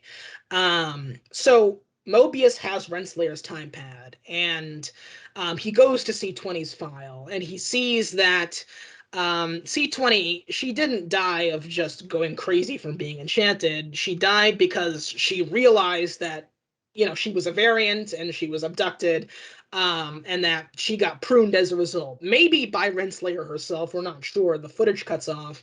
Yep. Renslayer was in the room, but we know that she got pruned. That's how C20 died. And so now Mobius realizes, oh, there's a whole conspiracy going on. So he goes into Loki's time prison, pulls him out of there, and when he gets out, Renslayer is there with a couple of guards, and he has quite a triumphant moment. He essentially denounces the TVA and says that he wants to go back. When Renslayer asked him earlier anywhere, anytime, would he want to go, he said he would want to go back to wherever he came from. Um, but he gets pruned Mm-hmm. by Renslayer. He just that was that was a really impactful moment because like this guy just realized that his whole existence is a lie, and he gets pruned for it. Um, but of course, we'll talk more about that a little later Yep. on. But so after this, Renslayer takes both Sylvie and Loki to the Timekeeper's chamber. And, I mean, the moment you actually see the Timekeepers, you realize that something is up here. I mean, the Timekeepers, you know, I don't want to say they look goofy, but they do look kind of goofy. They look like Chuck E. Cheese robots, for lack of a better term. Or better example, have you ever been to Disney World or Disneyland and you've been to the Hall of Presidents where they got all I the have, yeah, all yes. the Yeah. animatronic presidents? Yeah, Yeah. it's they kind of move and sound and function just like that. Um, and also I and also the voices were very like cartoony. Like, Yeah. do you know who it made me think of? I don't know why my mind went here, but like the voice of the timekeepers reminded me of Mr. Dursley from the Harry Potter films. Do you remember him? I um can hear that. I can hear that for yeah. I mean yeah, the second guy who has like the yeah, the, kind the of the big mustachy mustache, like yeah. lip meat. Yeah. Um I heard one comparison to like the Lorax. Yeah, the Uh Lorax as well, yeah. there's another one that I can't quite remember, but like even that one, like I legitimately had to turn on subtitles because I couldn't understand what he was saying. Yeah, it was really hard to understand him. And yeah, just that kind of very jocular, very kind of like vaguely British sounding accent. It Yeah. reminded me of Mr. Dursley for some Rumpless reason. it. Like yeah. Exactly. Um, and so essentially, they're just mocking Sylvie and Loki because they're about to get pruned. But just as they're having this exchange, B15 arrives, tosses Sylvie a sword, and this triggers a big fight. Essentially, um, well, first, so B15 fights with Renslayer. Renslayer kind of knocks B15 down, and she kind of disappears from the fight after that. Yeah. And I have a theory about where she might have gone, but that's the kind of the end of that. Loki and Sylvie kind of fight with the guards. Sylvie disarms Renslayer, gets her on the ground. Loki's, takes care of the rest of the guards, and Sylvie, you know, takes I guess it's like Renslayer's time spear effectively, and she throws it at the central timekeeper, decapitating No. it. She grabs she gets her sword back. Loki hands her sword back, and then she Mm. throws her sword. Right, pardon me. Yes, the sword. Yes, thank you. And she throws her sword at the central timekeeper, decapitating it, um, revealing that it is a robot. It's It's an android. literally a Chuck E. Cheese robot. Yeah, Yeah. it's literally an android. And before the whole facade shuts down, because I mean the whole thing is, very reminiscent like with the Wizard of Oz, where you have these towering figures shrouded in smoke and the deep booming voices. The man behind the curtain. Yeah. Yeah, but it's all an illusion. And like the other two timekeepers, they like have this like really unsettling laugh before they like shut down, because you realize that whoever's really controlling the TVA, this is all a game to them, like just because he revealed that the timekeepers are robots, whoever's running the show is reveling in the fact that Loki and Sylvie, they don't actually understand anything about how this place works, and so Yeah. they like have this laugh before they shut down. Um, and so Loki and Sylvie, Loki tells Sylvie that they're going to figure out what's going on here. And he's about to reveal his feelings for Sylvie, but just as he's about to get the word out, because he's having a really hard time saying it, because as he says, he's not used to doing this kind of thing. He gets pruned by Renslayer, who got back up and used her baton on him, and so he gets pruned. Um, and then Sylvie kind of gets her on the ground again and demands that she tell him everything. She tell her everything. Um, Yay, it's time for our exposition dump episode. which I mean, well, we're gonna need some exposition, Yeah. because there's Yeah. this episode also had a mid credit scene. I don't think any of the other ones have had a mid or post credit scene. But this one did, and this is gonna and this just changes everything. Loki, he wakes up, he asks, is he dead? He's wondering if he's in hell, but hell with, HEL. yeah, Yeah. HEL, the Norse hell. And some unseen voice from off screen says, "Not yet, but you will be if you don't come with us."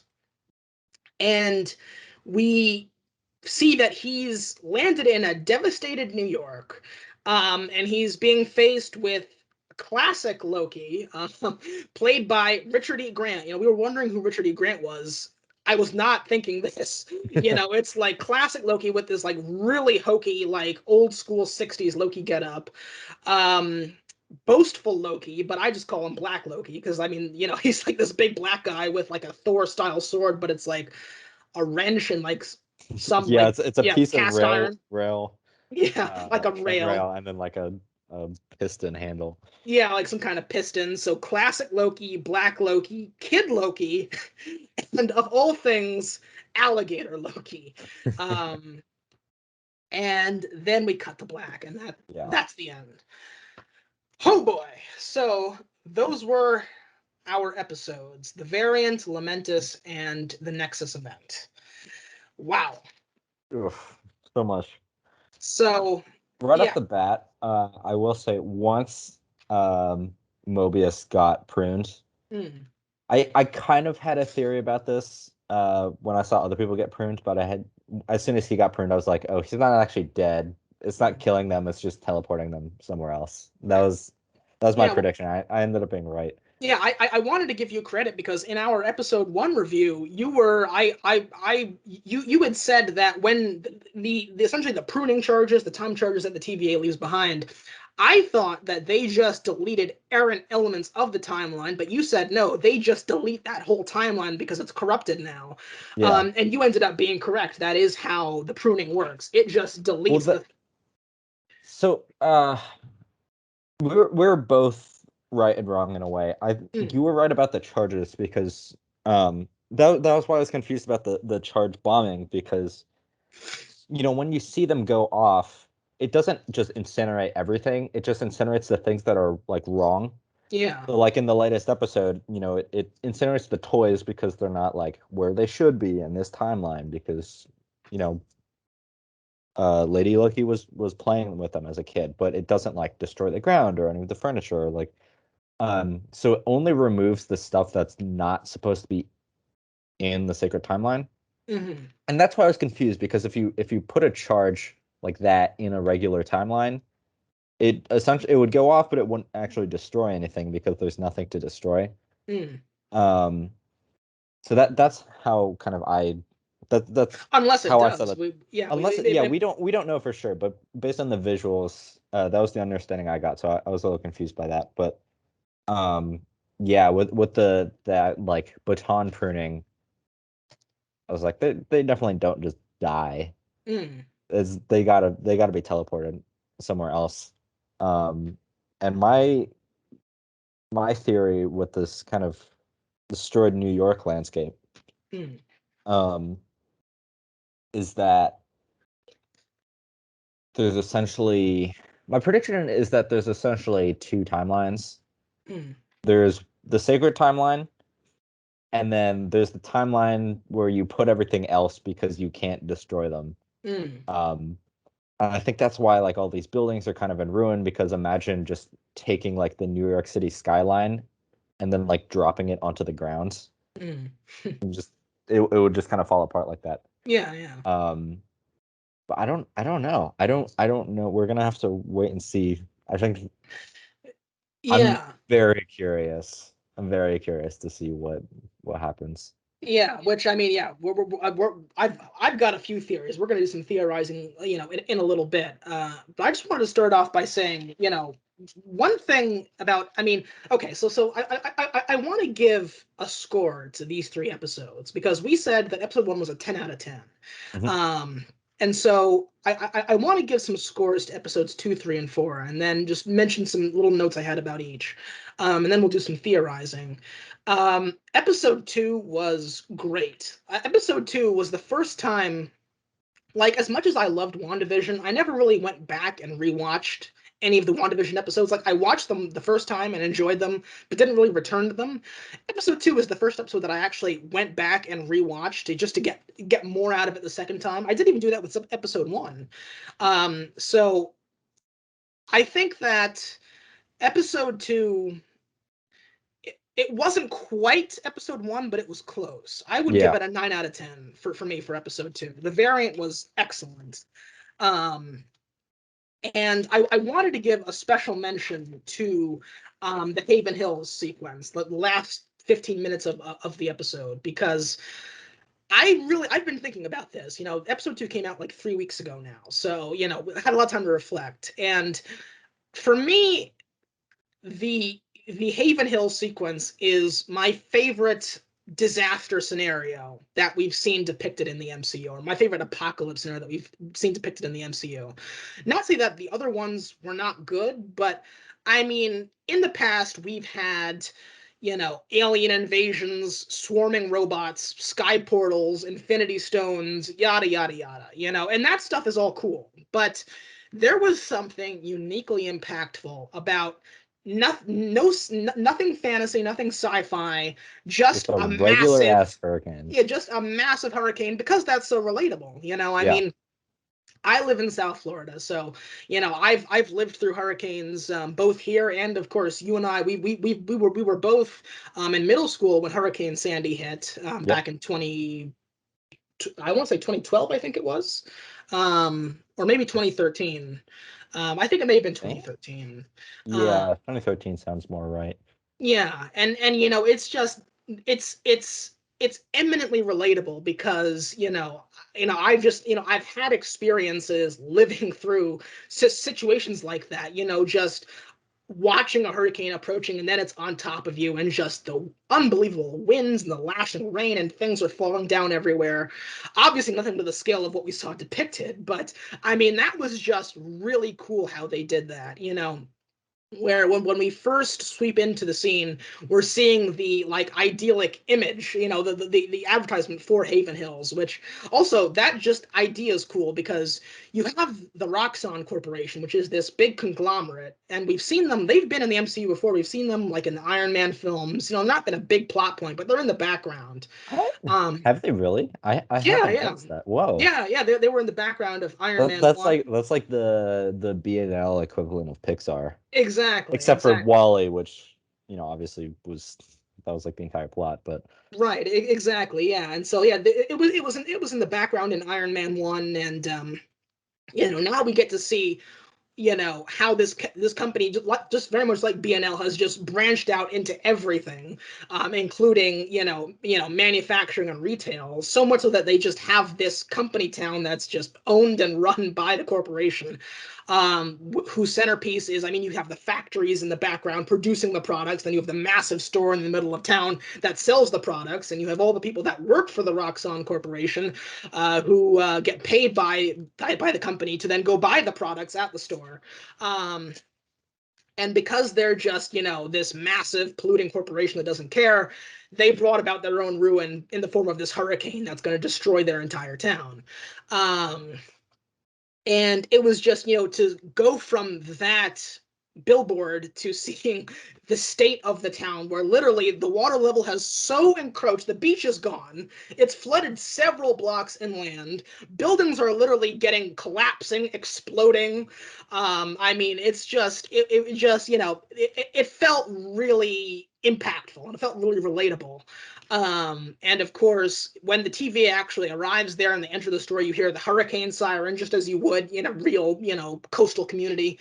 Um, also just all of that. visually, because you have that like strong neon blue light from the Rocks Cart logo, and then Yeah. like the neon orange from the time portals, and Exactly. It just, yeah, it was really powerful. But just, yeah, and the visuals were cool. I mean, you have, because this is the year 2050, so they've got like giant holographic greeters in front of the store, Mhm. which I will say that is one thing that I will sign off on. I would like to see like giant holographic Blade Runner style greeters just in front of big box stores. That would be interesting. But yeah, and also the score as well. I mean, I want to say this just in general. The score for Loki is incredible. I mean, it is just really, really, really good. Yeah. Um, I think easily the best of any of the other MCU shows that we've gotten so far. I mean, it's just, I love that WandaVision theme, and Agatha all along is a bop, but the Loki score has just been spot The on. mood it captures Yeah, is it's so on point. it's perfect. It is absolutely perfect. And so I wanted to say that. So yeah, I mean, if if the variant isn't a 10 out of 10, it's a very strong 9 out of 10. I think that's where I'm going to put it. It's a very strong 9 out of 10. You know what? Uh, Fuck it. 10 out of 10. I loved it. It was a great episode. 10 out of 10. I'm not going to talk myself out of it. It's a 10 out of 10. What did you Yeah. think? I I I definitely agree with you. I was originally putting that a 9 out of 10. But there's no reason why it's not a 10 out of 10. Mm, I think it's a great follow up to the pilot, and just glorious purpose. Yeah. yeah, glorious purpose, and seeing Loki like both fight, being joining the TVA, and then also like getting excited about his job at the TVA, and like this discovery about apocalypses. Mm. Like that was just such a fun sequence, and like the whole salad thing.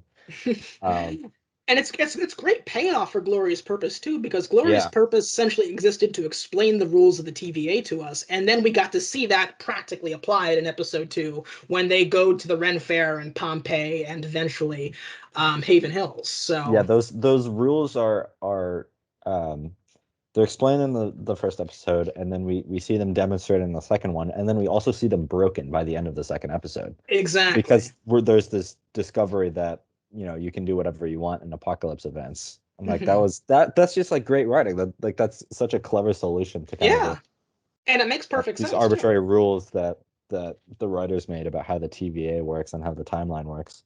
Yeah, and it makes perfect sense. So yeah, 10 out of 10 for the variant.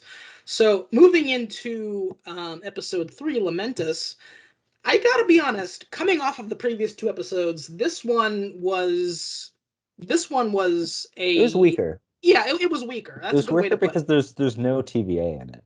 It's literally Exactly. just kind of them on this planet. Yeah, I mean, it was good to meet Sylvie and get to spend some time with her, but it was mostly a walking and talking episode. Yeah.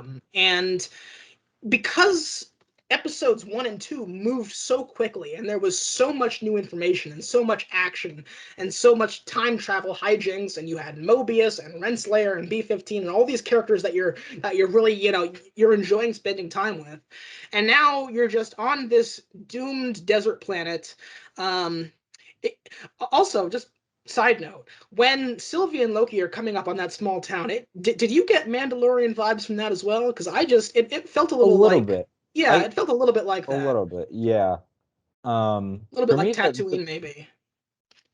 I mean, I didn't really register that it was like a desert planet Mm, because the sky is glowing purple and the right, ground yeah. is all kind of like this blue gray color Yeah. rather than the typical yellow sand. Um, but it is that kind of like rocky, dry terrain.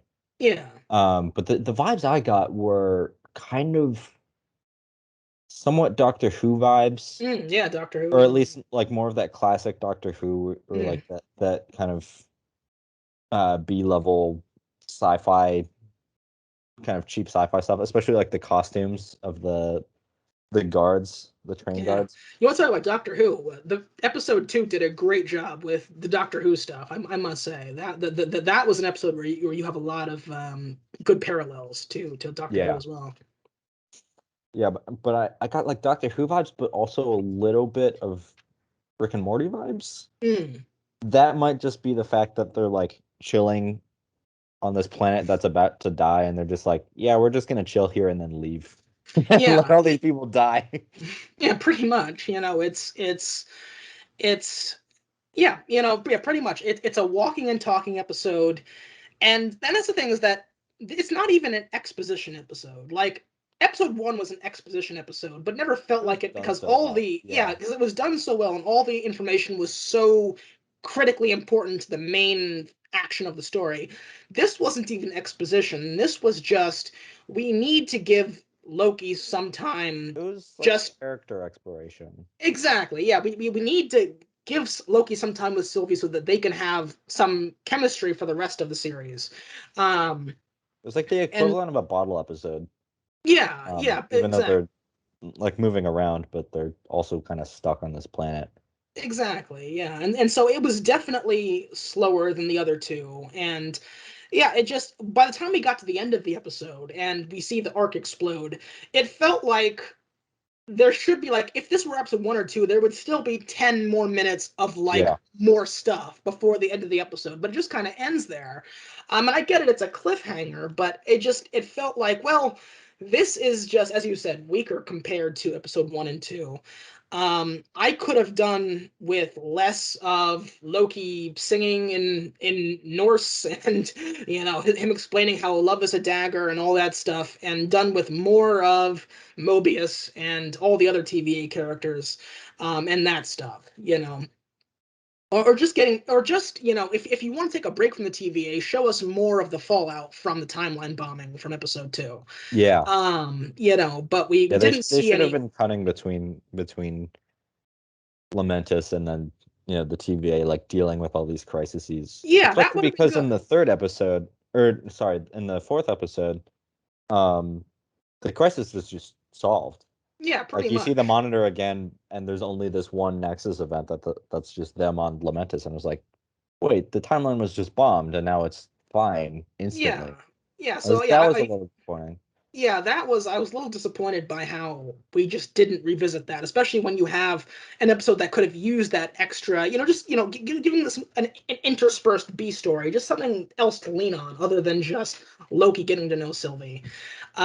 Really, the only, and like the long take at the end was cool, but I mean, there were so many people moving around in that fight that I didn't even really get to process much of it. Um, Really, for me, the only big moments of the episode were when Sylvie revealed that all the TVA agents are variants. Yeah. That was really the only big whoa moment of the episode. Other than that, it's just the two of them walking, moving around, talking. They sneak on this train, they talk on the train, they get thrown off the train, they walk and talk some more, and they make it to Sharu, and the rocket explodes. And that's it. Um, And so for me, this one was like a five. I might even Ooh, say, whoa. yeah, yeah, I'm thinking like a five. Yeah, it's very average compared to the other two, which were stellar.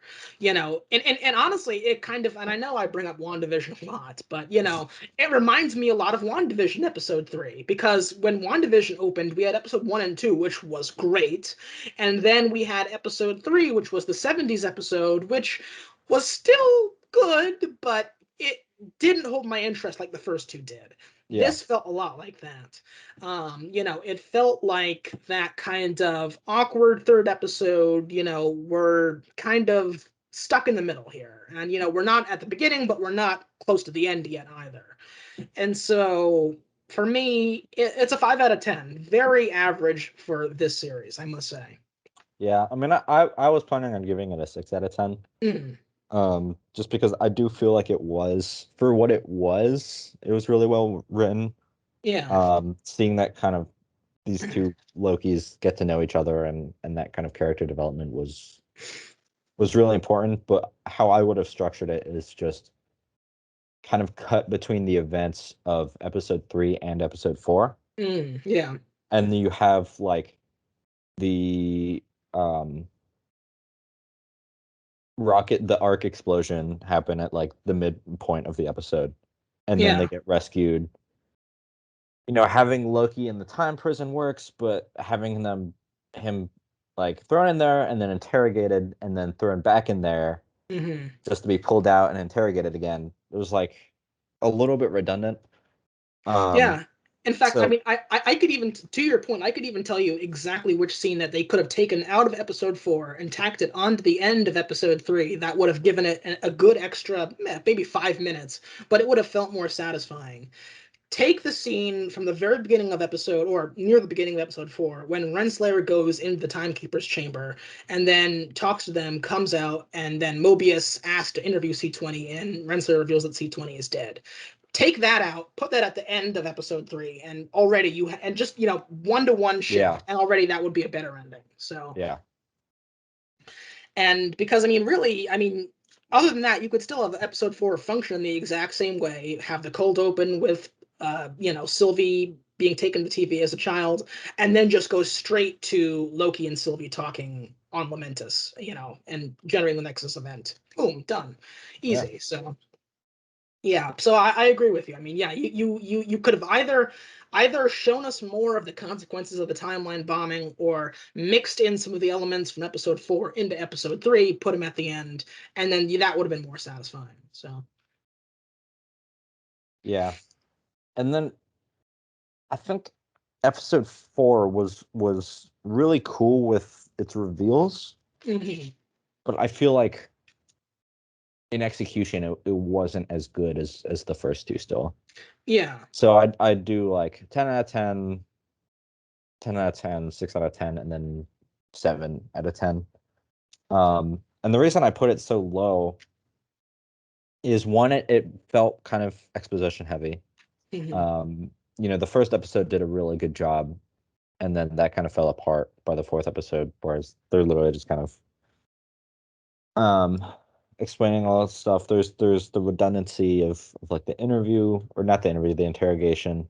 Mhm. But for me, the biggest thing was the fight scene at the end in front Mhm. of the timekeepers, because I got major The Last Jedi fight scenes Mhm. from the palace room of Snoke, where they're just Mhm. like taking on these baddies, but it's not really that well choreographed, and you can't really follow what's happening. Mhm. Doesn't really feel like a threat. Um, why aren't the timekeepers, or not the timekeepers, why aren't the TVA agents just like attacking with the pruning end of the baton? Why are they Mhm. like trying to stab them and just hit them? It's true. Why Good question. were, you know, Loki and Sylvie like kept alive to be brought in front of the timekeepers instead of just being pruned instantly if they were going to be pruned anyways? Yeah. Some of that didn't really line up for me. So I don't know how I felt about it, but the reveal that they were robots was like, what the heck? Yeah, And then the end credit scene really put me on to the next episode. definitely, definitely. Yeah, I'm for the most part going to agree with you. I'm going to be a little bit kinder. I'm going to give this one an 8 out of 10. So for me, it goes 10, 10, 5, 8. The Nexus event was really good, as you said. I mean, we got some great reveals out of it. I think it was really good to open and reveal, kind of just give us in one succinct package what Sylvie's backstory was. She got arrested by the TVA, escaped, been running ever since. That was effective because after episode 3, I mean, I don't want to drag out the reveal of who Sylvie is for too long. So that just kind of gave us everything we needed in one succinct package. Um, Obviously the reveal with what was going on with the timekeepers, which was our big question coming out of our episode 1 review. We got that answered, which was huge. I think it was really cool to have them be robots. Again, it's very similar to the Wizard of Oz. That's definitely the big influence there. um I think the time prison was cool. It was cool to see Lady Sif again. Mhm. As you said, I mean, the fight, yeah, the fight scene, yeah, it wasn't the best, you know. So definitely compared to like the Falcon and the Winter Soldier, like that had really good fights. Loki fights don't hold a candle to those. Like the Yeah. Loki fights are very kind of not even typical Marvel fights. They're almost kind of subtypical Marvel fights. Like Kate Herron, the director of Loki. I mean, she's very talented and she captures the funny beats and the emotional beats and the dramatic beats of the show so well. But I'm sorry to say, I don't think she has quite the same touch for action. Um, the fights are just not really done, as well as we've seen in other things. I mean, I Um, did enjoy the train fight on yeah, Lamentis, but yeah, that was yeah. just because Loki gets his ass kicked and then he gets thrown out a window. Yeah. I just think every time we see a fight in Loki, I like whether it was, as you said, the train fight on Lamentis, or the going through Sharu at the end of episode 3, or the fight in the chamber here of Timekeeper's chamber. It just doesn't really resonate with me. Yeah. It's just, yeah, I feel like something's missing. And especially this being the first series after Falcon Winter Soldier. I compare it to that, and it's like that's one area where the fights in Falcon Winter Soldier were outstanding. So clean. Yeah, and here they're kind of substandard, for all of its other strengths. So I'm with you on that. But great reveals. Yeah, it was, and yeah, moved the story forward in a major way. It was, Mobius had a great moment. Owen Wilson, when he gets pruned, that was really cool. Yep. Just kind of him uncovering the mystery of what happened with C20. We got a lot more of Renslayer, which was cool because, Renslayer, this is not something that we've really anticipated from episode 1, but, it's becoming clear Renslayer really is at the center of everything that's happening at the TVA. And we'll theorize about what's going on in just a moment. But yeah, overall, a really strong episode. And obviously that mid-credit scene, I mean, it's the epitome of a WTF. Like, Yeah. where are we going to go in episodes 5 and 6? So yeah, 8 out of 10 for me. Really strong, not without some flaws, but I mean, definitely, it's definitely a strong episode of one of these series.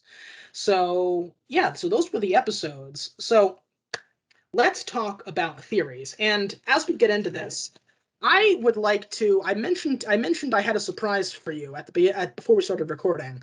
Hmm. Um, we theorized after our episode 1 review, but the thing is that what's better than theorizing for a show as twisty and weird as Loki than adding some stakes to theorizing a show as twisty and I don't surprising as like where Loki? this is going. And so I had a theory.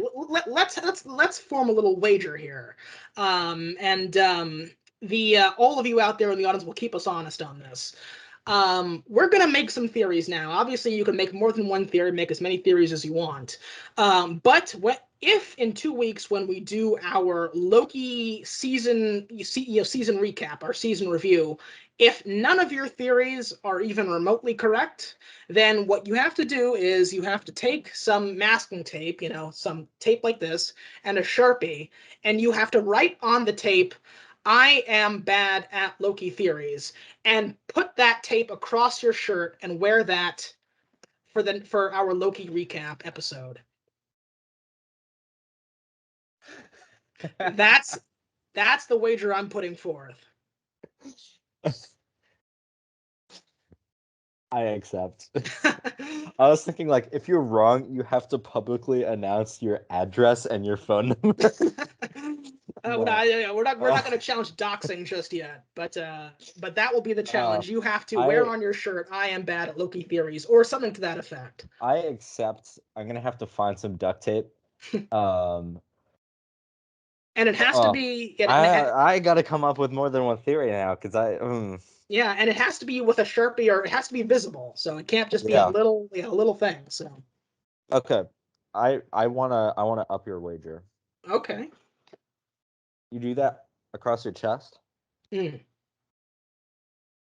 but you also have to get a smaller piece of duct tape, write variant on it, just put it on your forehead, Agreed. and at the end of the Agreed. episode, Oh, okay, there you go. All right, yeah, I'll take you up on that. I'll take you up on that. Because we made some theories at the end of our episode 1 review. Some were correct, others were very much not. So I will take ownership of my own I'm of gonna have my to go own. back and listen to our episode because I like don't remember what I what I said. Yeah, my big theory coming out of episode 1 was that, the mystery character being played by Richard E. Grant was going to be the Wizard of Oz, man behind the curtain figure. Oh But as we've yeah, just seen, yeah. that's my theory. I don't think that theory is going to hold water on that.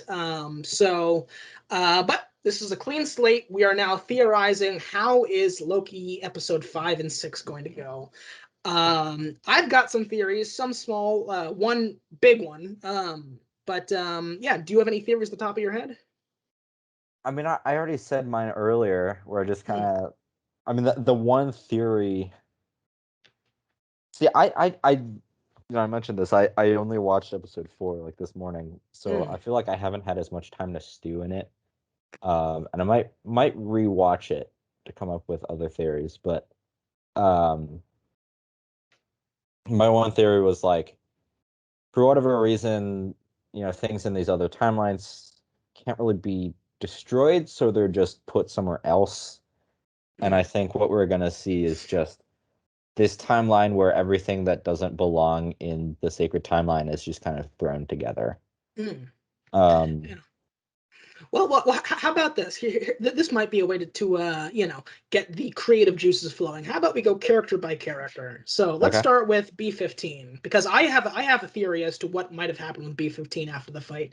This isn't a big theory, but just an idea that I might have had, because the writing of this show is so careful. I don't think they would have it that B-15 just disappears from the scene when she makes such a big entrance into the fight in episode 4. I suspect that because she came out of the elevator right into the Temptress chamber to throw Sylvie the sword. So I think that after she got knocked to the ground, she might have gotten back into the elevator, taken it back down, and is now either going to raise the alarm to other TVA employees that they're variants, or do something else that's going to kind of disrupt the TVA from the inside. Mm. Because right now, Renslayer is the only. Those guards are dead. Let's be honest. So Renslayer is the only one who knows that B-15 is now on Team Loki. So I think that that's what happened with B-15. I think that she got back into the elevator and is now going to start spilling the beans to other people. So that's my theory on her. I mean, does that sound like roughly what you were thinking? Yeah. B-15 is definitely still around. Yeah, yeah, and Um, yeah, whether she escaped or like wakes up later on the floor, mm, she's definitely going to be helping out in some way. yeah, yeah. And so, I mean, as far as Renslayer goes, I don't really feel confident enough to say what her deal is yet. I It's tempting to take a big swing and say, well, it's actually Renslayer who's the person who is the big figure behind the curtain. I'm not sure I buy that yet. I think that Renslayer is adjacent to the person who's running everything. She knows the truth, and she's probably going to spill the beans to Sylvie in episode 5 or 6. But I don't think she's the person, quite.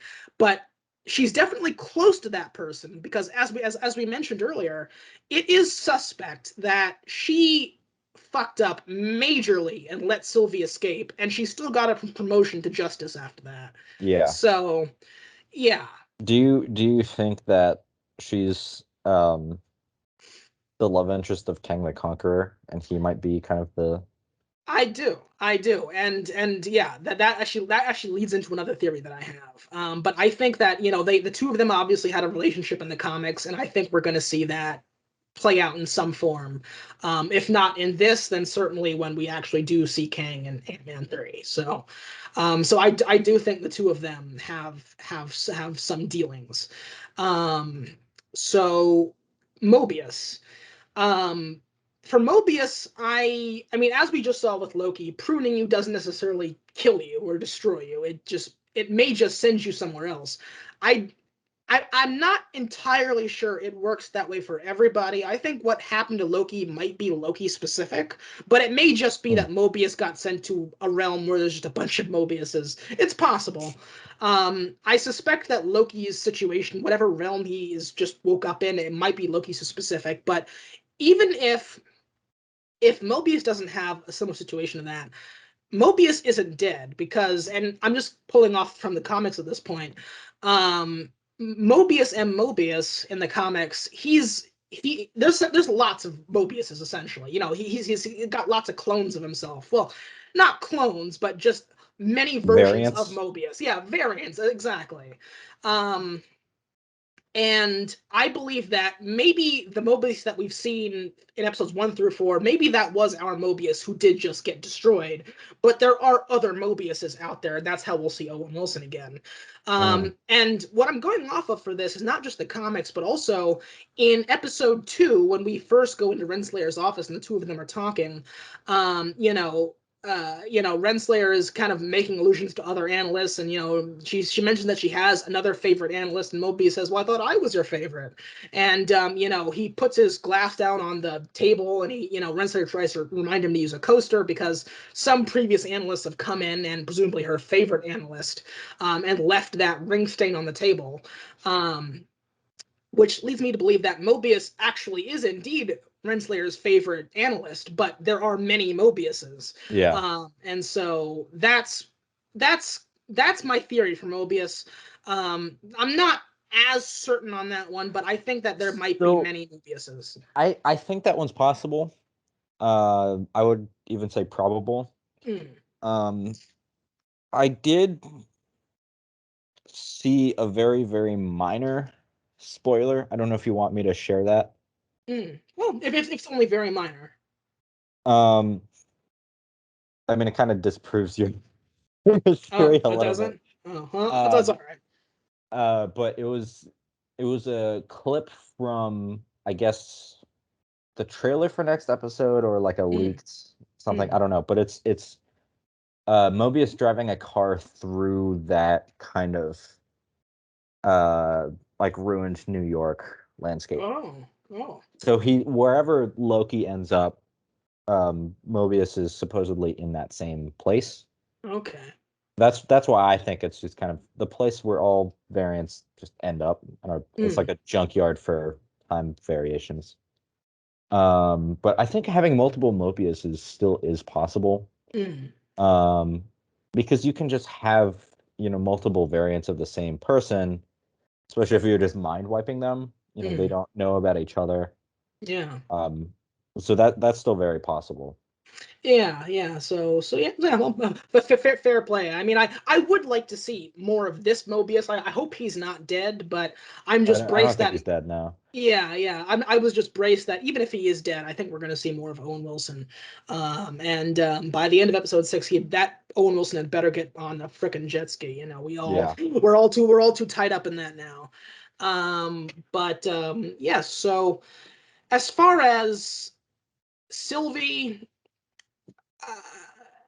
she'll get her answers, but I mean, I don't really have a theory for Sylvie. It's just gonna be an exposition dump. She's just gonna be like grilling Renslayer for Yeah, answers.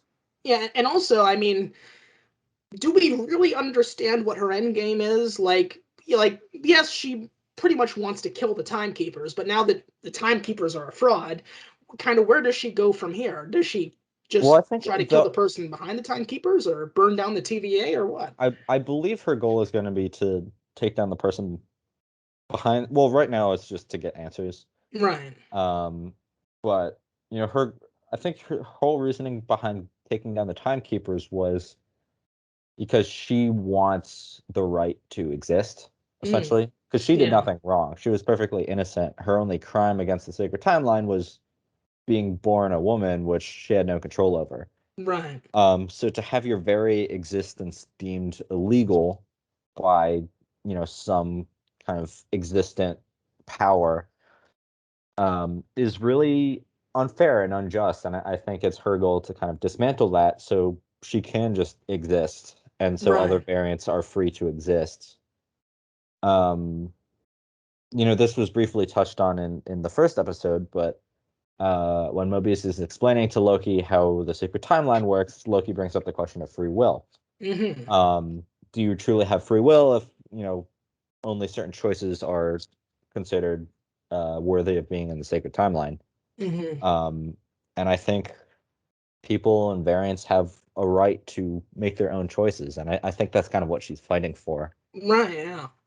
And Um, and I will say this. I mean, this is not a theory, but it would be very cool to see if instead of just destroying the TVA, by the end of this episode 6 and the end of Loki season 1, Sylvie actually, she takes down whoever's behind it or removes whoever's behind it, and she herself becomes the new head of the TVA.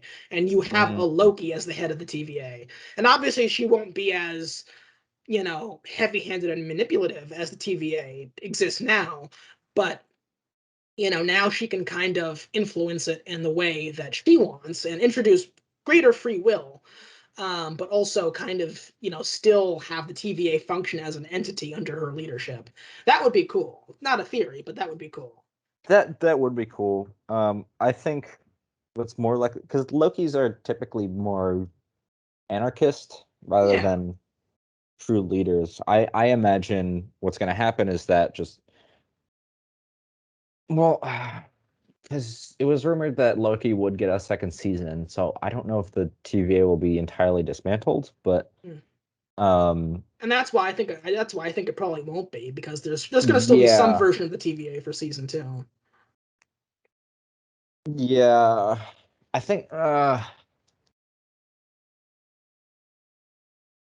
I don't know because story wise for this season it sounds like we're heading towards the TVA will be dismantled. Mm. The timeline will break off into a bunch of different timelines. Um, that gives Kevin Feige access to the Marvel multiverse, Yeah, for which Doctor lets Strange 2, and also Spider-Man Far From Home, or sorry, yeah, and No all Way and all Home. this yeah, and all this stuff, and just allows Marvel to tell a lot of new stories. Hmm. Um, but then that doesn't really work if the TVA sticks around. Um, so that begs the question, like, is the sacred timeline, you know, a good thing after all, even if the timekeepers were fake? Mm. Is it going to be like we think this is the villain, but they're actually like trying to do something good by preserving this timeline? I, I just made the connection to Westworld.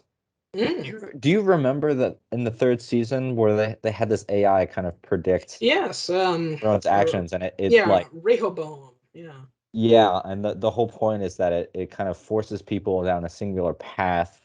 Hmm. So you have this timeline that doesn't lead into humanity's destruction. Yeah. Yeah. And this could be the same deal that the sacred timeline is just, the one that is able to keep existing. Right. Yeah. That's a really good connection. That's true. Yeah. And so yeah, I mean, it's really hard to say at this point for where Sylvie might go. And of course, Well, moving on.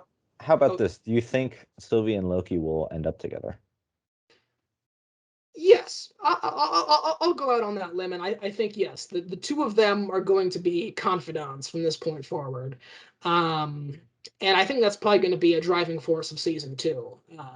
Sylvie is not going anywhere. I guess is kind of the main point, and the easiest way to ensure that she stays as close to the story as possible is if Loki continues to maintain a romantic interest in her, both just a romantic interest, but also as partners in crime. Yeah, So yeah, I would say yes to that. I think that storyline will continue, and I think that the two of them will, yeah, the two of them will stick next to each other. I think that's what will actually create the Nexus event. Mm, that's true. I mean, God knows it's what he did. So I mean, they what held hands in episode 4, and that created a massive Yeah, deviation. So yeah, I mean, if they actually manage to fall in love, then yeah, that could be transformational. So yeah, that's I think pretty much where we stand with Sylvie. As far as Loki himself, I mean, we have no idea what the nature of this realm he's just entered is. I mean, all we know is that it looks to be a devastated New York, and we know that what we're probably going to see in episode 5 is what we saw from the trailer with President Loki, and all that stuff. But beyond that, I mean, there is no telling what he's gonna do or think about classic Loki and Kid Loki and all the other Lokis that he's gonna interact with in this place. President Loki, and we also saw a King of Asgard Loki, but like a proper one, not just him impersonating Odin in the yeah. trailer. So yeah, there's no telling, but yeah, that's gonna be very interesting to watch in episode 5 because I'm hoping the last episode will be like 2 hours long or something because I don't know how yeah, they're gonna pack all of this in just 2 episodes. yeah, it's gonna be tough. It's gonna be tough. But yeah, moving on to the big Kahuna. Who is running the TVA? Who is behind the curtain? I have a theory. Um, and this is going to be my big swing for what we're going to see by the end of episode 6. After the reveal that we were already speculating from episode 1 that the sacred timeline is not sacred at all. It's a construction of someone. It's not, the myth of the benevolent timekeepers is just that. It's a myth, It's Yeah, not real. propaganda. Yeah, it's propaganda by the TVA Narrative Commission, which literally just exists to generate propaganda, like we saw from the Missed Minutes, intro video from episode 1. So we already were theorizing that from episode 1. But now we have a not only is the sacred timeline not some benevolent thing, but also the timekeepers aren't really the timekeepers. There's someone else controlling them, literally, because they're just robots, they're just androids. And so here's my theory. I think that by episode 6, we will get some reveal of Kang the Conqueror. Now, are we going to see Jonathan Majors in the full suit in like a mid-credit scene for episode 6? I don't know. Maybe. I'm not going to count on it just I'm yet. gonna say if we do see him, it's gonna be in an end credit scene. Yeah, no, yeah, absolutely. And so I think so I don't know if we're going to see him in the full getup on screen, but his presence will definitely be known, whether it's some off-screen narration or just there'll be some reveal that Kang the Conqueror is the one who's really behind the powers that be at the TVA. That ties back into what you were saying about him and Renslayer's relationship. I think that's going to be part of Renslayer's reveal, is that just like in the comics, she had a romantic entanglement with Kang in the past. Well, whatever the past means at the Yeah, TVA. yeah, But and that's how she is so close to the inner workings of the TVA. That's why she gets to go in and talk to the timekeepers, and how she was able to avoid, the consequences of her obvious mistake, letting Sylvie escape. Renslayer was involved with Kang, and Kang is the person behind the shadows. But it goes even deeper because I'm not just my theory isn't just we'll see Kang pop up and he's the person behind this, but I know that or I don't know, but I think that even if we don't see Jonathan Majors as Kang by the end of episode 6, even in an end credit scene, I think I know who his top lieutenant is. Because if you're King the Conqueror, I mean, you're not some stuffy bureaucrat who's going to hang around at the TVA and just like, sit there and just work on the sacred timeline forever. No, you're like this like time heist criminal. You like go around and you like collect these artifacts and you run your little society in Chronopolis. And you're not into paperwork. You're into being in the field, causing mischief, essentially trying to rule the timeline. And or set events in motion that will allow you to, by the end of the timeline, rule the timeline. So he's not going to be sitting around just like in some office in the TVA. So Kang needs a deputy, a lieutenant, someone who can oversee a massive bureaucracy easily, oversee all of the TVA's many employees simultaneously to ensure that they're doing his bidding, and someone who's not going to, someone inconspicuous, who is not going to provoke lots of questions. You know, you might even say a happy, friendly face that conceals an authoritarian intent. Maybe even a delightful cartoon clock like Miss Minutes, the very same clock who first introduced us to all of the rules of the TVA. I thought you were gonna say the guy at the desk who like No, the no. the comedian. No, no, no. I mean, maybe, but no. My thinking is that Miss Minutes is not just an adorable cartoon mascot. Miss Minutes is Kang's stand-in, essentially. She is the one. She's not just a cartoon mascot, but she is the actual secret ruler of the But TVA. she is a kind of fictional creation, so she would be like an artificial creation of Kang at Yeah, this point, right? yeah, yeah. And so, yeah, that's my theory. Interesting. And because I mean, you think about it, I mean, this is, and also just, to draw from the real world as well. I mean, Tara Strong in an interview has said that there is a lot we have yet to see from her Miss Minutes by the end of episode 6. And so far all we've seen of Miss Minutes was in the introduction video in episode 1, and she and Loki have a brief back and forth where Loki straight up asks Miss Minutes, are you alive or are you a recording? And she says, well, a bit of both, and demonstrating that Mm. Miss Minutes is not just, is not just a fictional mascot, but there is a real Miss Minutes that is projected across the TVA. She's on all the propaganda posters, on all the propaganda videos.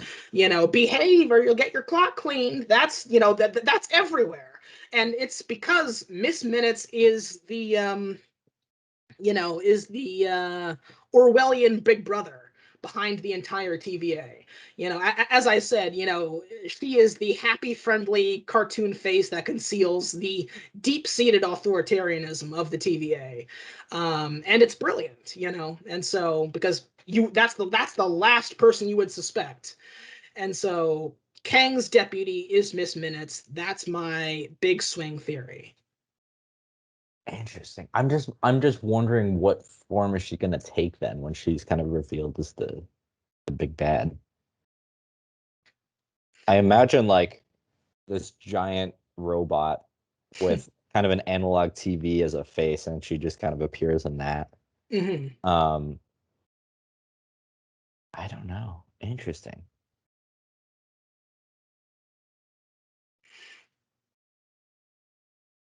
I don't know if I agree with that myself, Mm. but thus is the nature of this wager. And I realize it is a risk because even if my other theories are correct, I mean this could be my Mephisto. When Yeah. everyone was saying that about WandaVision, and this could be a misdirect on the level of That's that. why I'm like kind of trepidatious about saying that like Kang the Conqueror is gonna be behind, is like at the top of this, because that just feels like the next Mephisto. Mm. Um But I think there's more reason to believe that than there was well, there was good evidence for Mephisto in WandaVision, but I feel like this is stronger than that. I'll just say Yeah. that. Yeah. Especially when you factor in the Renslayer angle of it. Yeah. Yeah, that's very true. I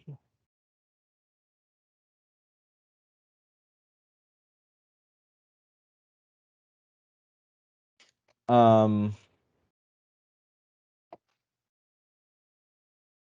what the Collector and the Grandmaster, what are those guys called? They are Celestials, I believe. Celestials. Yeah, Mm. like Ego is a celestial. Yeah. I'm wondering if it's some kind of celestial that Mm. decided to create the TVA for whatever reason. Yeah. That could be And a it's just potential tie into the Eternals as well later this year. yeah. Because I don't know. I have a sneaking suspicion that our big bad is just going to be a character that we haven't been introduced to yet in this Mm. series. Um, I don't know who that would be though. I'm not sure if it would be Kang the Conqueror or just someone else. I don't know. I okay. For the sake of the wager, I'm going to say that it's a new person. Okay. I'm going to say it's a new So person that we haven't seen, but it's not Kang.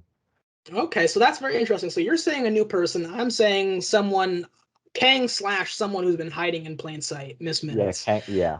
So okay, that's okay. Well, well, this is gonna Is be. that too fair? Is mine like too vague? No, I don't think so. I think that because well, I'm yeah no I think that's fair. I think that there's as much chance that it's either Kang or someone that we've already met as there is someone that we have not met at all yet by four Yeah. episodes in. So yeah, I think that's fair. Okay. Yeah, And that's plus, I mean, that's it's hard to be more specific than that when you have the whole Marvel universe to draw from. You know. So yeah, I think that's fair. And yeah, also, and I mean, we already kind of have an MCU parallel for my theory because that's kind of what the Kree Supreme Intelligence was doing in Captain Marvel.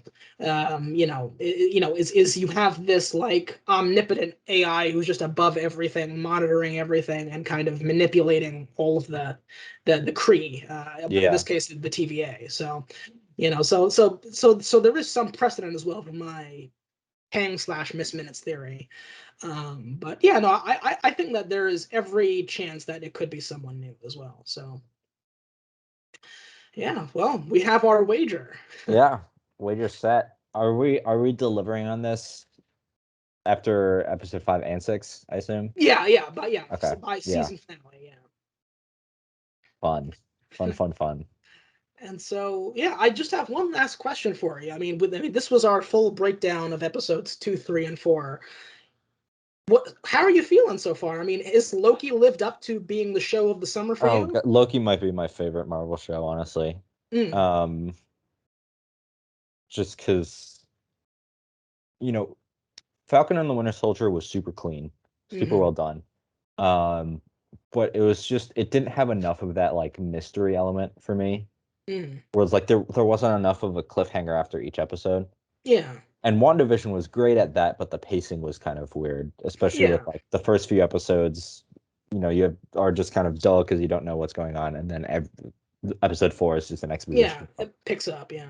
And I feel that Loki is kind of right smack in the middle, where it's very otherworldly, and it has that big kind of mystery element. Mm-hmm. The cliffhangers are really big, but it's also doing a really good job. Pacing is because episode 3 Lamentus was a Yeah, yeah, really threw a wrench in little bit things for slow. the Yeah, pace. but just the visuals, the aesthetic of the entire The show, music, so oh, well done. Yeah, the use of the theremin, mm, I love that. Tom Hiddleston, great. yeah, Um, yeah, I think it's my favorite Marvel Disney Plus show yeah, so yeah. far. I have to say, so far, Loki has definitely been my show of the summer. I mean, Rick and Morty is airing right now, and that's great too. But Yeah, I mean, that was fun. yeah, but Loki has really been a must-watch event when it releases on Wednesday. And so, yeah, show of the summer, yes. Um, as far as best MCU show, I will say 4 episodes in, if you just take the first four of the previous of the three we have, then yeah, it's the best first four. Complete package remains to be seen. I mean, That's true. Yeah, I I think that it will it, I think it's already surpassed the Falcon and Winter Soldier, which was very good but not great. Um, I don't think it's quite at WandaVision level yet. It can be. It very easily can be if it sticks the landing in episode 5 and 6. I think it's getting there. I think right now it's at number 2 out of 3 in my ranking, but it can definitely leapfrog WandaVision by the end. But as far as just first 4 episodes, yes, it's the best one. that also reminds me. So we did our reaction to the Shang-Chi trailer. Mm, We did our reaction to the Eternals teaser. hmm Both of those movies are coming out after Spider-Man No Way Home, I believe. Oh no, before, both before. Oh, they're both Sh- coming out before? yeah, Shang-Chi is in September, Eternals is in November. Yeah. Spider-Man's December. Well, regardless, I'm hoping we will get a Spider-Man trailer Yes. somewhat soon. Yeah. I remember And you bet the your ass we will do a reaction of that. oh, But without a doubt. Yeah. Yeah. And yeah, I mean there was a lot of speculation that it might come out on Tom Holland's birthday, which was early June. That didn't materialize. nope. But yeah, no, I mean because we're just 6 months away now, so we're definitely due for at least a teaser. So Yeah. yeah, so it's yeah, that I figure must be coming out soon. And of course we will be covering it here on the channel when it does drop because that is going to be huge. I mean I just think about you remember how remember the Spider-Man Far From Home trailer when that came out the January before we saw Endgame, and so that was really surreal because obviously we had just come off of Infinity War where Spider-Man died, and now Yeah. we're seeing him in the trailer for his next movie set after the events of Endgame where he's Yeah, they, swinging they around should on have they should have water. held off on that. They did Yeah, such a good job of I remember like being in theaters and watching the end of Infinity War and just seeing Thanos win and I was just yeah, it's just stunning. Yeah, like yeah, my mouth was open for like the next hour. And it was another kind of cultural movement. Like there were so many memes about like oh yeah, it being was dusted, huge. snapped away, and It was huge. Yeah. um yeah. Uh Final big picture theory. Do you think Loki is going to subtly tie into WandaVision or Doctor Strange, Multiverse of Madness, or even Spider-Man? Um, Do you think it's going to be a hard connection or a soft connection? I'm gonna say there will be a connection, but it will be very soft. I think that there will be a connection to Doctor Strange, the Multiverse of Madness, because the fallout of the events from this series are definitely going to accelerate the multiverse crisis that we've seen start with WandaVision, and it's looking like it's going to continue with Spider-Man: No Way Home. Um, and so, yeah, no, definitely, it will influence, and there will be a tie-in. I don't think it will be super foundational to the plot because this is more time travel and that's more multiverse. Yeah. It's kind of the difference between moving laterally and moving forward and back. But however Loki ends by the end of episode 6, that is going to just pour fuel on the fire of the multiverse crisis. So yeah, I think it's definitely going to tie into Doctor Strange, but I don't think we're going to get a ton of Loki elements carry over. Yeah, I agree with that. I think we're going to get that Nexus level event Mm, and that'll kind of spark the multiverse. yeah. Um, but that'll kind of be it for the Loki connection. Yeah, yeah. I mean, yeah, no, we might see Loki himself or Sylvie, but I don't think we're going to see B-15 or Mobius or Oh, Renslayer or not the any other TPA. Yeah, supporting definitely. characters. Yeah. So we will see them again in Loki season 2, but not in Doctor Strange, Multiverse of Madness. So yeah, well, we have our wager, and we are very excited for episodes 5 and 6. Loki has been outstanding. Show of the summer, and yeah, that was our breakdown of Yeah. where we are so far. So without further ado, I think we can say thank you all very much for watching. Um, have a very safe and happy July 4th. Spend time with loved ones, have a barbecue, watch the fireworks. Don't blow your Um, fingers off. don't blow your fingers off. Enjoy it. We're coming off of a tough year with COVID and everything else. So If you're vaccinated, have a barbecue. Like, exactly. Yeah, have yeah, fun. If you're not yeah. vaccinated, get vaccinated. Yeah, Uh, exactly.